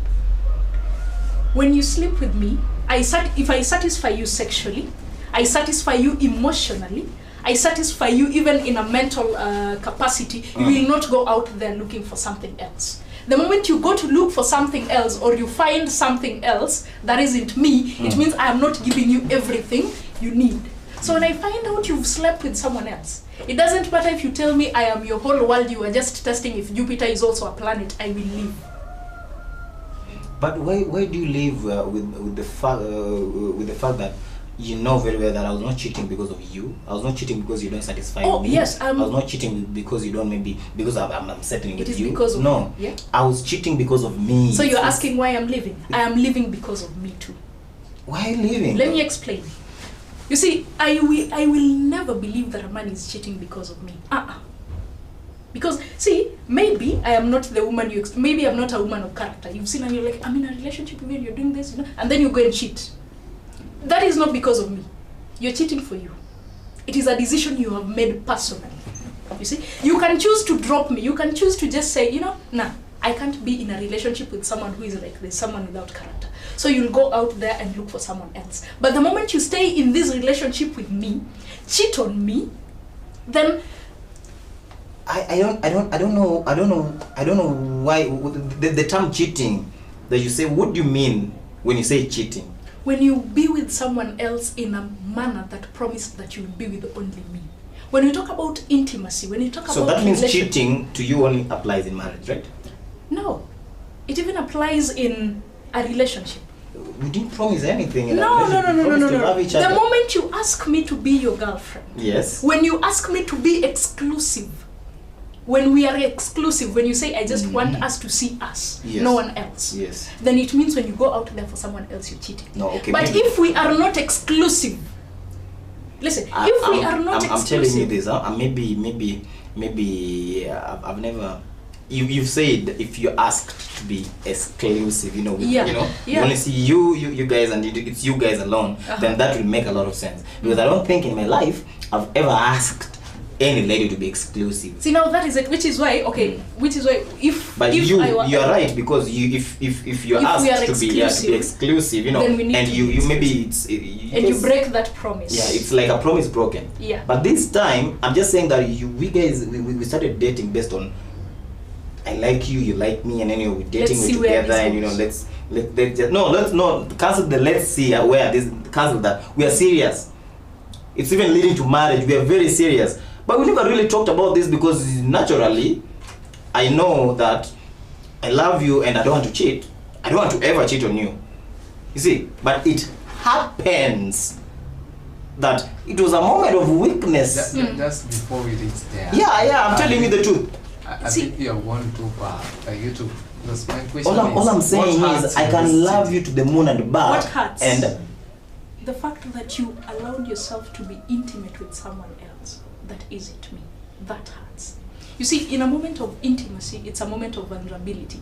And the way you've said, when you're serious, sometimes, which is why it is important, if there are girls watching out there, ask them if you guys are exclusive. Because you see, these are the kind of excuses that they will use. That I never asked us to be exclusive. So if you're watching this, ask them.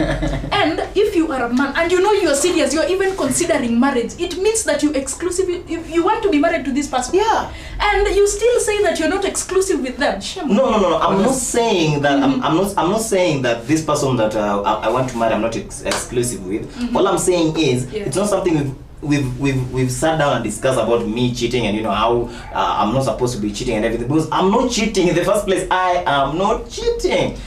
Your definition of cheating and my definition of cheating is different. So when you say I'm cheating, what is your definition? I'm not cheating. What is your definition of cheating? I don't know, because I don't cheat. No. Okay, the definition of cheating that I know of, that I see on the internet.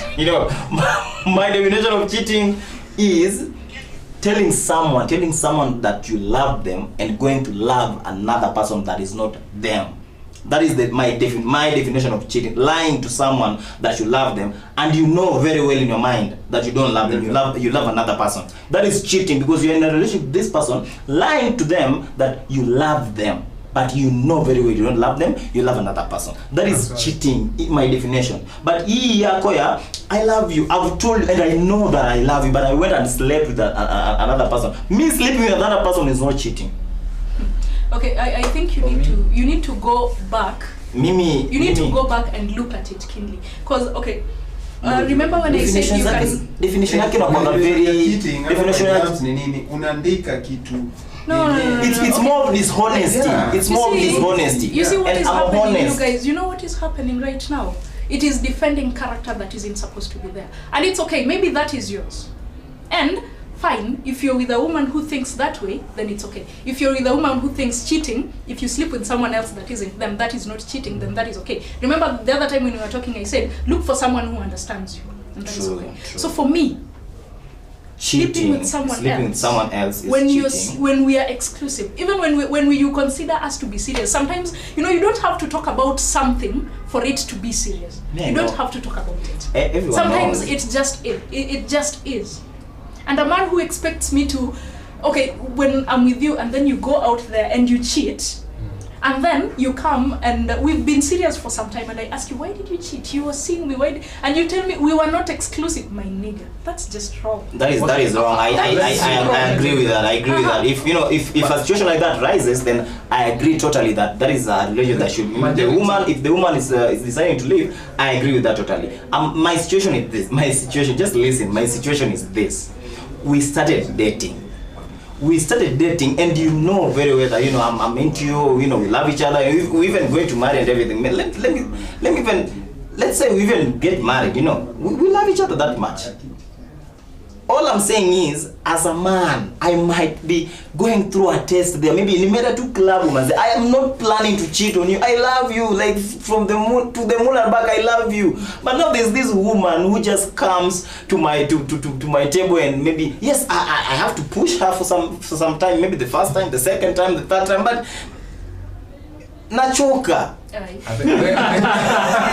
what you're talking about. Nachoka tu nasema fanya hivi sawa. Ni round moja na I'm done. Alafu na wife.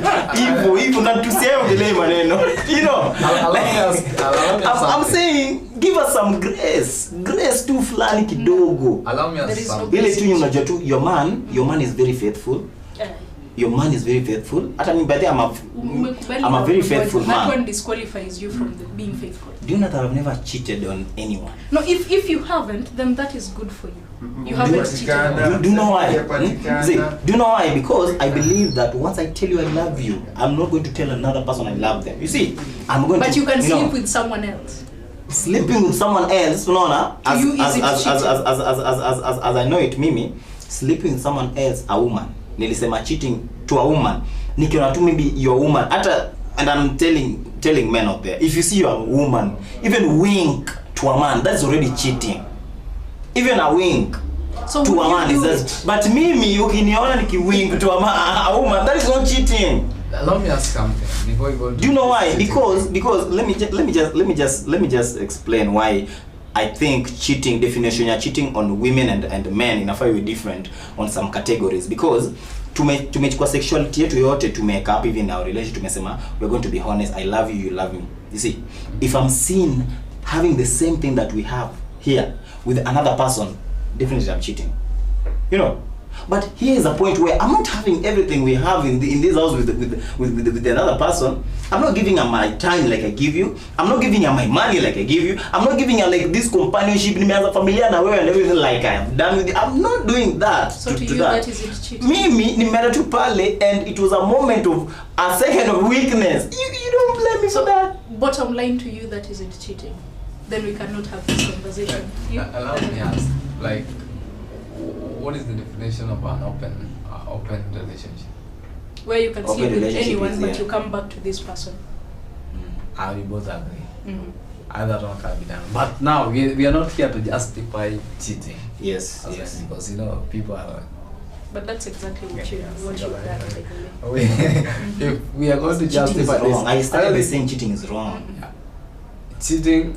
I'm just asking for grace kidogo yenye a man can be given that a woman I don't think can be given. When this question was asked, I said because women cheat with emotions, na sisi we just cheat with our. Again, I said you were very presumptuous for saying that. You see, sorry for cutting you off. You see, when you say that let me think again. that we should give you grace, it means you're already cheating. When you're saying you should just be given grace, that means there are different kinds of cheating. There is emotional cheating. There is physical cheating. They're both different. They're both there in as much as they're different. So to you, what counts is the emotional cheating. The physical one isn't exactly cheating. So let me ask you this. You know what? If a woman did it the way you're saying you're doing it. You know, fuck it, I don't support cheating. You see, now you get it. Cheating. I don't support cheating. I don't support cheating. Yeah, because when you cheat, there is nothing cheating. like when I love. No, it is wrong either way. When you. But all I'm saying is, I support polygamy though. Okay, But that's a you thing. That's a you thing. You're allowed to do that. Yeah.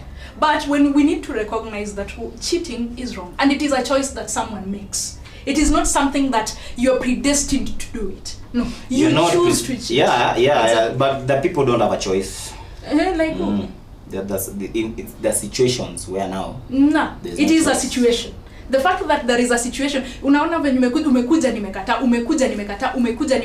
and then nikamua, you know what, round moja uende, you still chose to give in.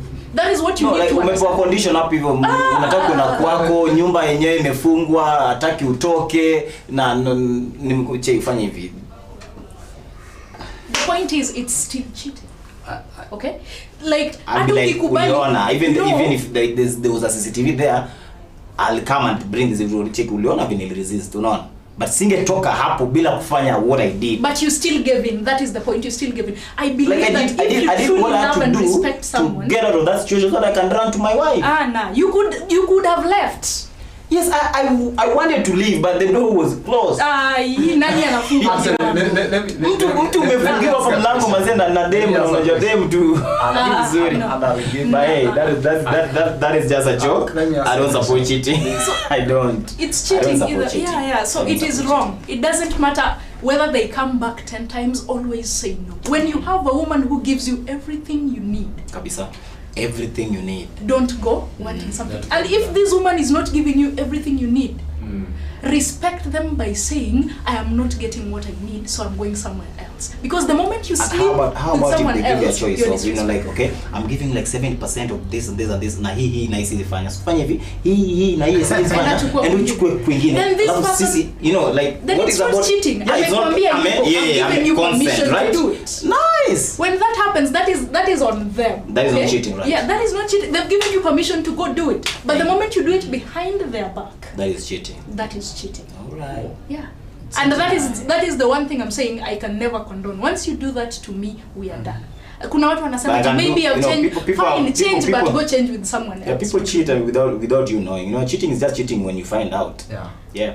Actually, when I do it without you knowing, but I'm still the angel. Yeah, that is very true. So as long as I don't know, I'm not saying that go cheat if I don't find out. No. Be a man. Be a gentleman. Be a gentleman. Gentlemen don't cheat. Okay. But the moment you cheat, fine. But then when I find you, it is done. Yeah. There is possibility unaweza endelea, I won't even know. And that is disrespectful to me. That is showing me disrespect. You're doing it, like how like a person who sleeps with you, she'll only sleep with you. The other day, if you're sleeping with me, it's me. If there is something you want us to try, and you just come tell me, babe, tujaribu hivi. I want us to try it this way. Mimi siwezi. You know people outside here cheat because man hajawahi. Kata sisi I can't even ask. Do now 46. Ilikuwa 60. Acha niende tu nichukue hiki tu nje nisimsumbue. 60. Kama ile big but we talk about it like it's something that we know. Leo sasa tuko in relationship, so no. So how cheat? What are we doing? Imagine we don't even get in a relationship like that. Tunaanza zile za kukatia dem, and then I'm in your box leo, and then we love each other, we going for picnics, and then now we spend a weekend together. Oh, we had sex that time, and is if we would develop design you don't know that you guys have dated this long until it's December and you're celebrating your first year anniversary. You go like, damn. And that is where and ujai lay ground rules. I think that is where we you like their behavior, they like yours, and maybe mmekuwa na some ups and downs, but mmevumbiliana, and and we call that a relationship. Yeah, because you're relating. Someone must mess up, and then you tell them how you want things to be done. We don't even know the type of relationship we are in. And then maybe as you guys are talking, Lea hapa eti anasema eti she's saying Does Joy know that men are decided with what they see? Read that again. What they see, that is binded by nature. Yani venye anajaribu kusema we are usually driven by what we see. What we see. Ukiona nyashi nyashi. Now that is where we come to the point where Alisema something about proclivities. It is a stereotype that people have believed, and it is something that we know that this is how we live. Leah is saying men are allowed to do multiple ladies. You see, now that is that is a way Leah's that, perspective. Yeah, it is Leah's perspective. When Amesema does Joy know, these are some of the stereotypes that have been in society. We have lived with them. We've been taught that this is how this is supposed to be. But at what point do we stop and say, I can be an individual in a society. I can think for myself in a society. So if that kind of life is okay with Leah, then by all means, Leah should live like that. If that is what is okay with her. But what I'm saying is, with me, it is not okay. Because I can think for myself, I can reason and say, I do not accept this. And I go with what I accept. And I usually say that it is okay if cheating is okay with you. You do you, and I will do me. That is why there was a point I said that I don't need a man to be happy, but I want a man anyway. So if I'll be happy by myself, so if this man can come in and make me happy by not cheating on me, then why not? I think we can just leave. Yeah. So Oh, if so that is as okay long as I don't with cheat on you, you're good. I'm trashing everything else, but I'm not cheating. You're No, good. that is just one. Naweza kuwa na cheat na niko sawa kila kitu, man. That is one aspect. There are things we cannot change. Yeah. Even in as much as they Like are what? painful, you cannot change. Like what? You cannot change cheating because actually it is in the records. The early books speaks of cheating, and they try to encourage us because the people they talk about are people who are successful. Yeah, they tried to Actually, because the people who did that they became successful. So actually, and the same old books. Because for me, I think the Bible is the oldest book. Because it Bible encourage cheating. It talks of David cheating on with Uriah's But wife. it doesn't encourage it. No. Unasema kama David ameenda ni cheat manzi na David alikuwa anaongeza God because David was how do I describe? I don't get the right word to describe David, but on this context, An eye of God defines David. David, no one on earth anaweza toshana na David. Kuna venye Mungu imagine huyu ni msemo mwenyewe. Kuna class Mungu amemweka. Yeah. And the Bible, the same Bible says if you want someone's wife, lazima uwe the husband. You must kill. Because that is why I asked the question. The Bible is very rough. What hurts when someone cheats? Now, because let me tell you, you cheat with your wife's best friend, I think you'll have a very difficult time. You won't talk. You won't discuss anything. Oh, you cheat with someone who disrespects your wife, like akutana yeye anamdharau tu. Now, and then the wife realizes that you cheated with such a person, you'll have a difficult time. But if you cheat with which type of people you cheat? I'm not trying to justify cheating. Don't get me wrong. You're trying to tell us that because hata kuna cheat. We cheat na best yake. No. I'm not trying to justify cheating. No, we are not justifying it. We just saying okay, sawa. Ni at least unaweza cheat na ile at least you are trying to trap me. That is what I'm trying to avoid.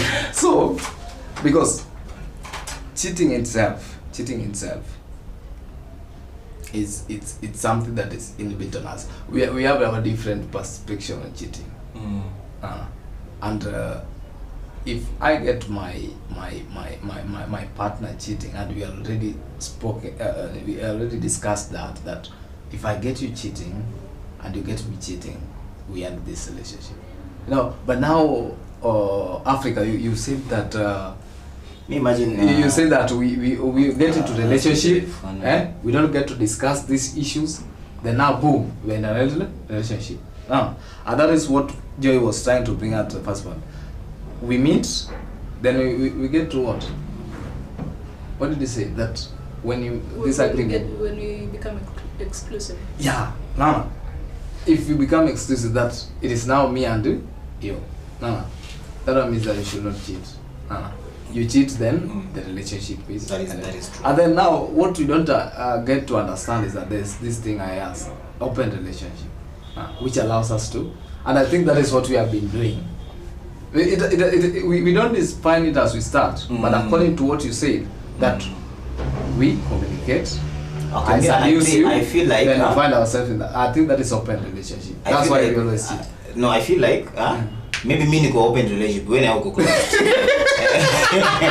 We go close. Me acha to open relationship. Me we go close because we don't cheat on me. We ukicheat on me na left. Lakini mimi nikicheat wewe tulia. So the problem is communication. So I think it's communication. And Daniela is asking ask Joy that if one man walks to a life and understands her by nature and all the emotions, and they marry and find out that after 20 years of staying with the man, she's been cheating all along, will she walk away? Will you walk away? Yes. Hata kama cheat mara moja, maybe 20 years ago. Yes. 20 years ago. Joy, 20 years ago. Some people are too serious. Yes. 20 years ago, I've been good. Like, you love me, you know. You We've built things. You see, I cheated 20 years ago. Yeah. Okay. Once. See, when we started. Then I'll argue that manzi, unajua ile time tukua tuna get to know each other, and that was 20 years ago. Then why did you hide it from me? Why did you hide it from me? Because I'm so. You know it was wrong. I'm so embarrassed. Na ningekwambia ungekaa. You know, and ningekwambia that time Ungebado ungetoka. Na bado naenda kutoka, because even if it's 20 years later. You see, what I'm trying to I remember when we were talking about this earlier on, you asked me what I thought about cheating. You were not on camera yet, and I told you that is a deal breaker for me. Yes. Yeah. So when we start a relationship, when we become exclusive, when we say, you know what, now it's just you and me, I'm going to give you, this is how I am. This is who I am. I live on a set of principles that I'm not willing to compromise for anyone. That is very true. And yeah, someone is going to say I am too rigid. Someone will say I am too serious. And the truth is, I don't care. Yes, I am. And I accept it. That is who I am. So if you come into my life wanting to be in it, accept these are my terms. This is how I live my life, and it needs to be like this. Give me yours. Tell me, even me, this and this, I don't accept this and this. I want us to be this and this. I will say, okay, that is you. If we agree, then we go into it. The moment you break the promise we made, then yes, I'm obligated to leave. Because we already had an agreement earlier. So yes, I will leave. That is just a me thing. I will leave. Yeah. So actually, you should not cheat. You should not cheat. And how you get it, that kani kuchini chini ya maji basi na find out. Yeah, I feel that is what I always say. I usually just don't cheat. It's just that. But then mimi pia wacha nimejua I usually relate more of my arguments. No, I usually support more of my arguments na zile teaching za Yesu. There's no day that you light a lamp and then place it under a bed. You put it kwa kijaka rachungi tai, iketu tai rachungi tai, so that it shines. Unaona hizi taa tuwezeka kwa hii room alafu mkwe illuminated. Yeah, so the moment umeka ikitu umecheat, hiyo ni already cheating, ni uongo, si ndio? Yeah. At one point in time, kama umeweka chini ya kitanda, itachoma hii kitanda juu ni nyangile ama ni whatever, itachoma hii kitanda, na kisha choma hii kitanda, already that's a mess. And then kitanda umejua ni mattress kubwa. Yeah. Sasa mattress kubwa na itabebe ni ikaina baby ni sasa light itakuwa mingi hata kuliko venye taa ile taa hata ingefanya illuminate. Kumaanisha what I'm trying to put across. I'm getting what you're trying to put across.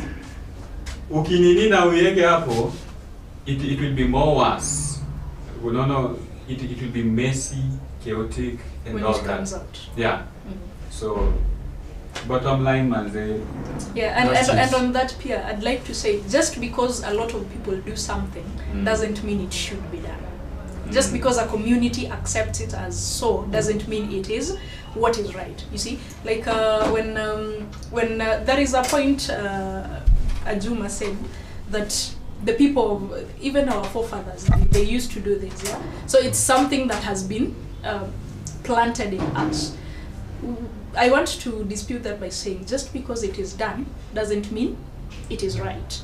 No. We can look at what happens. Does that mean it's correct? You know, things are so simple, but then we choose to complicate them. You remember when we were arguing about that one in the last podcast? Yeah. That things are so simple, but then we want to complicate them so much just to justify our decisions, which is wrong. So it all comes down to decision, and you need to ask: is it okay with you? Is it right with you?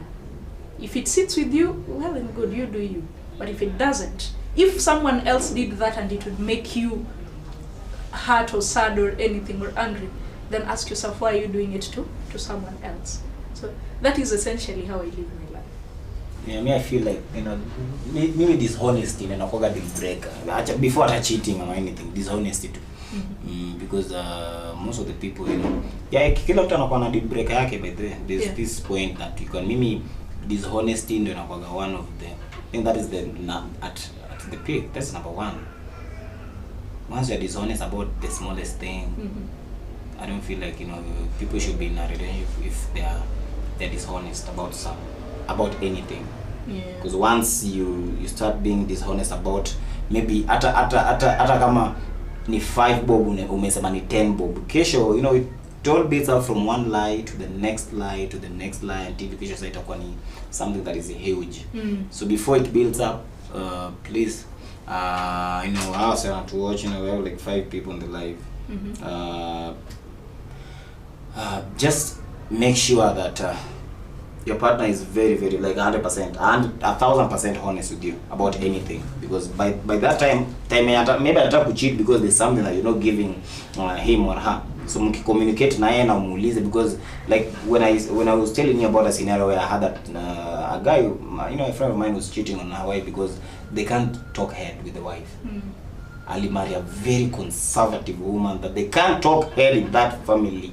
Na yeye anadai head, so hizi hata hawezi anza hiyo conversation, so inabidi ameenda pale kuitafuta. You know, there's some conversation that you know you can't even have. Like hizo mambo ya kishetani wewe. Yeah, you know, there's some position huwezi ongelea kwa hii nyumba because unajua huyu ni hivi, and hata kuna room ya kuiongelea, so mtu anaenda na cheat because of that. So I feel like there's a point where if we are really serious about dating someone, then kuna level fulani ya communication mafomu mmefikishana that you are totally honest with your partner, and you can talk to your partner with your partner about anything. Mamwagri ama mwagri, but the fact that you can talk about anything huwa inasaidia sana. Na maisha mtu anaweza mess kidogo ama anaweza mess sana, lakini you can always talk about it and, you know, level it up, and next time you see happen. And just to, you know, to round it all up, na feel like mtu anafaa, especially women should forgive us for cheating maybe the first time. Kama hiyo ya Joy sasa, if you found out I cheated maybe once, just forgive me, and this is the next time to you know, makosa si makosa ikifanya mara moja. It's only a mistake when I do it twice or thrice or whatever. So when I cheated once, then just forgive me, and then tunaweza discuss over it. Maybe sikuna jua cheating is a deal breaker for you. Maybe never, you know. Which is why I'm saying I will lay it all out before we get into it. So maybe ulisahau, you know, you are laying things out and ukasahau hiyo. And then I do something of that, like check kwa zile rules naona hii haikuwa, but now that we mention, madam, we're back. I think people are not cheating. Okay. Wewe umekuja na nyingine pia. Tulikuwa tushamaliza kitu vizuri.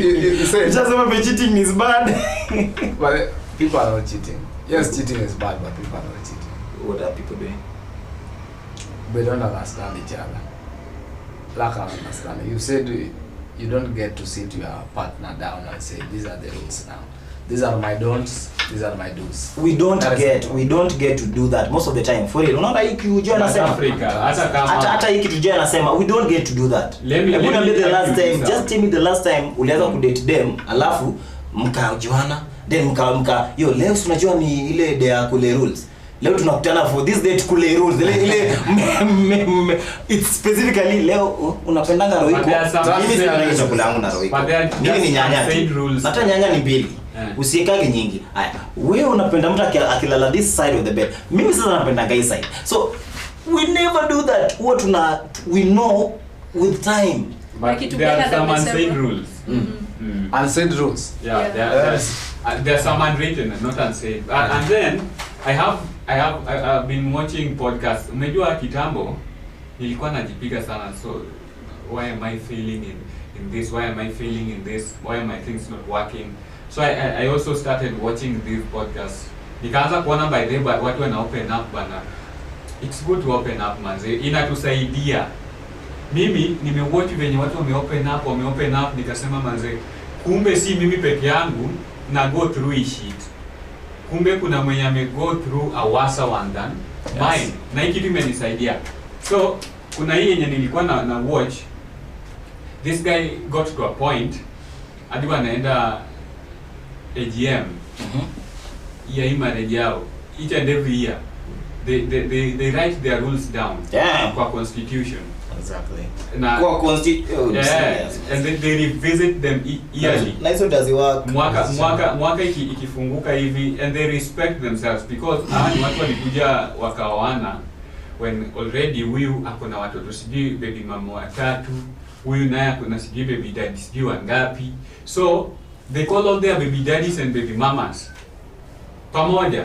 Umejua ni but you know in a case where kids are involved is also a different kind of. Nilikuwa zile manze ni relationship zangu haziwork manze. Nilienda nikawatch your podcast. Oh Lord. Watu wanaenda through a lot of shit manze.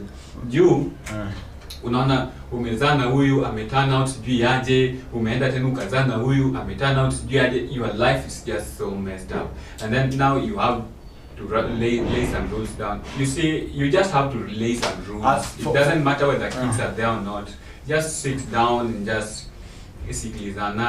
By the way, unaona hiyo point ya kulay some rules, unaona? Wewe ina happen time sasa there's a mess up ishafanyika. So kwa like okay, tunataka kuavoid kitu happen tena. Like check umecheat. So like now you're very sorry and you know we promise never to do that. Let's just lay down. But cheating is an unwritten rule. I always tell you what I want. Cheating is unwritten. No, the thing is that's exclusively joy. You know? That's how it's supposed to be. Yeah. Not that when something bad happens, that's when you come and say, well, you know. So you need to be upfront about what you want. When Kenya was starting as a country, they sat down and they made rules. Kenya is a country, bro. We are dealing with the heart, maneno ya heart. So now Kenya you are dealing with heart. Because actually, maneno ya the heart once things happened, and they again they did what to the constitution? Amendment. Yeah, the constitution was amended. But does that mean that the problems we used to face in Kenya are not being faced today? And they are still being faced. You see, and more problems are being generated. Hatujaongelea politics na hiyo ndio kitu exactly. But we're still headed there. Exactly. I think with that tells us a lot. That tells us a lot. We can even have the rules, but now what makes things right? Nile nilisema I sit my partner down. These are things I know. I tell you, let me not find you cheating, and you not find me cheating. As a man, actually, I think men should be wise enough not to be found. Yeah. And as a woman too, you should be wise enough. Because actually, yeah, because if you are you know, by the way, as I know, cheating, you know, the Maasais used to have this thing, unaenda unaika mkuki, then what stopped them? they stopped, I think. Is it modernization now? No, it's this disease. AIDS is a disease. Yeah, AIDS. You had to ask. Oh god. Yeah. Oh so it's AIDS. Yeah, AIDS ndio ilifanya tukakuja kuwa at this point, unaona? Because when you ukifanya hii then ukakuwa sick, then now unaanza kuleta hizi shida zote, then you don't tell me, unaona? Me I don't know that my wife alisha mess, unaona? Then now your transfusion inafanyika, then I'm also sick. Then now the ladies hata hizi, how do you call the stairs, unaona kwao huwa ina react pole pole. But for men unaanza tu kuya, hey, my sick. Kama UTI manze, UTI. Unaona the men inanimia haraka, then hey, my sick, then your wife is just okay. Then now she's the one who has brought this one. Now where would you? So I think we should talk these issues, and we should just be, I think we should be smart. Just being smart. Don't just go walk around and having sex left, right and center, then you bring unaleta ugonjwa kwa nyumba, then now you think that is okay. Now, yeah, even if you are going to play around outside there, please, just be smart. You know, there's some men who are on how do you call this, commercial sex workers? I think that is the right way to call them. I'm wengine kwa street, but I always see them pale River Road, you know, wanakwanga pale. People with dignity, because wanaendesha kama gari madinga big sana. Watu washachukua dem fulani ashamuona pale, no. So these are the people who take back these diseases back to their houses. So I think we should just be smart. Hata kama I think Joy amekataa hii mambo ya mimi kusema it happens in our olden times. So we should just no, it can't be stopped. Nothing can't be stopped. Yeah, that's true. But it will take us time. It can take us a lot of decades, even millennials. No. So I think we should just be smart. And if you're in an open relationship, it's okay. It's okay. But sasa kama lazima ucheat and in this other type of relationship, then just be smart. Don't be stupid. Or don't be a fool. Sasa unajua cheating hata ukiwa smart aje, kama kuna UTI fulani umetoka nayo nje bado utapeana partner yako. That is the thing. You don't just sleep with anyone. Yeah, maybe. Na utajua aje ni hao wenye kuna UTI, they are usually very clean from That's why cheating is expensive. That tells us how cheating is expensive. Yeah, that tells us cheating is expensive. It is not cheap as we think. It is expensive. So all that said and done, can we now? Yeah, I think we divert to just current affairs. As unaletea order nani? Yes, you ukate kidogo. Let's just take a break. Let's take a beat, man. Let's take a beat. Because umejua sasa nikikata na let's take a beat, bro. So so umejua nikate hii. Yeah, we'll come back and discuss now a lot of politics and things that are happening right now that are not sexual or cheating or whatever. As you know, someone asked me a tough question that am I a supporter to China? That? Am I a supporter? So nikate. All right, champions, we're coming back to you in 10 minutes for the next episode. Venye tuko tu, but it will be more of politics now. Thank you for being here with us. And thank you Subaru G, maze, you are our biggest fan. You are our biggest fan. Subaru G. Sasa unajua anajiita pale Adani.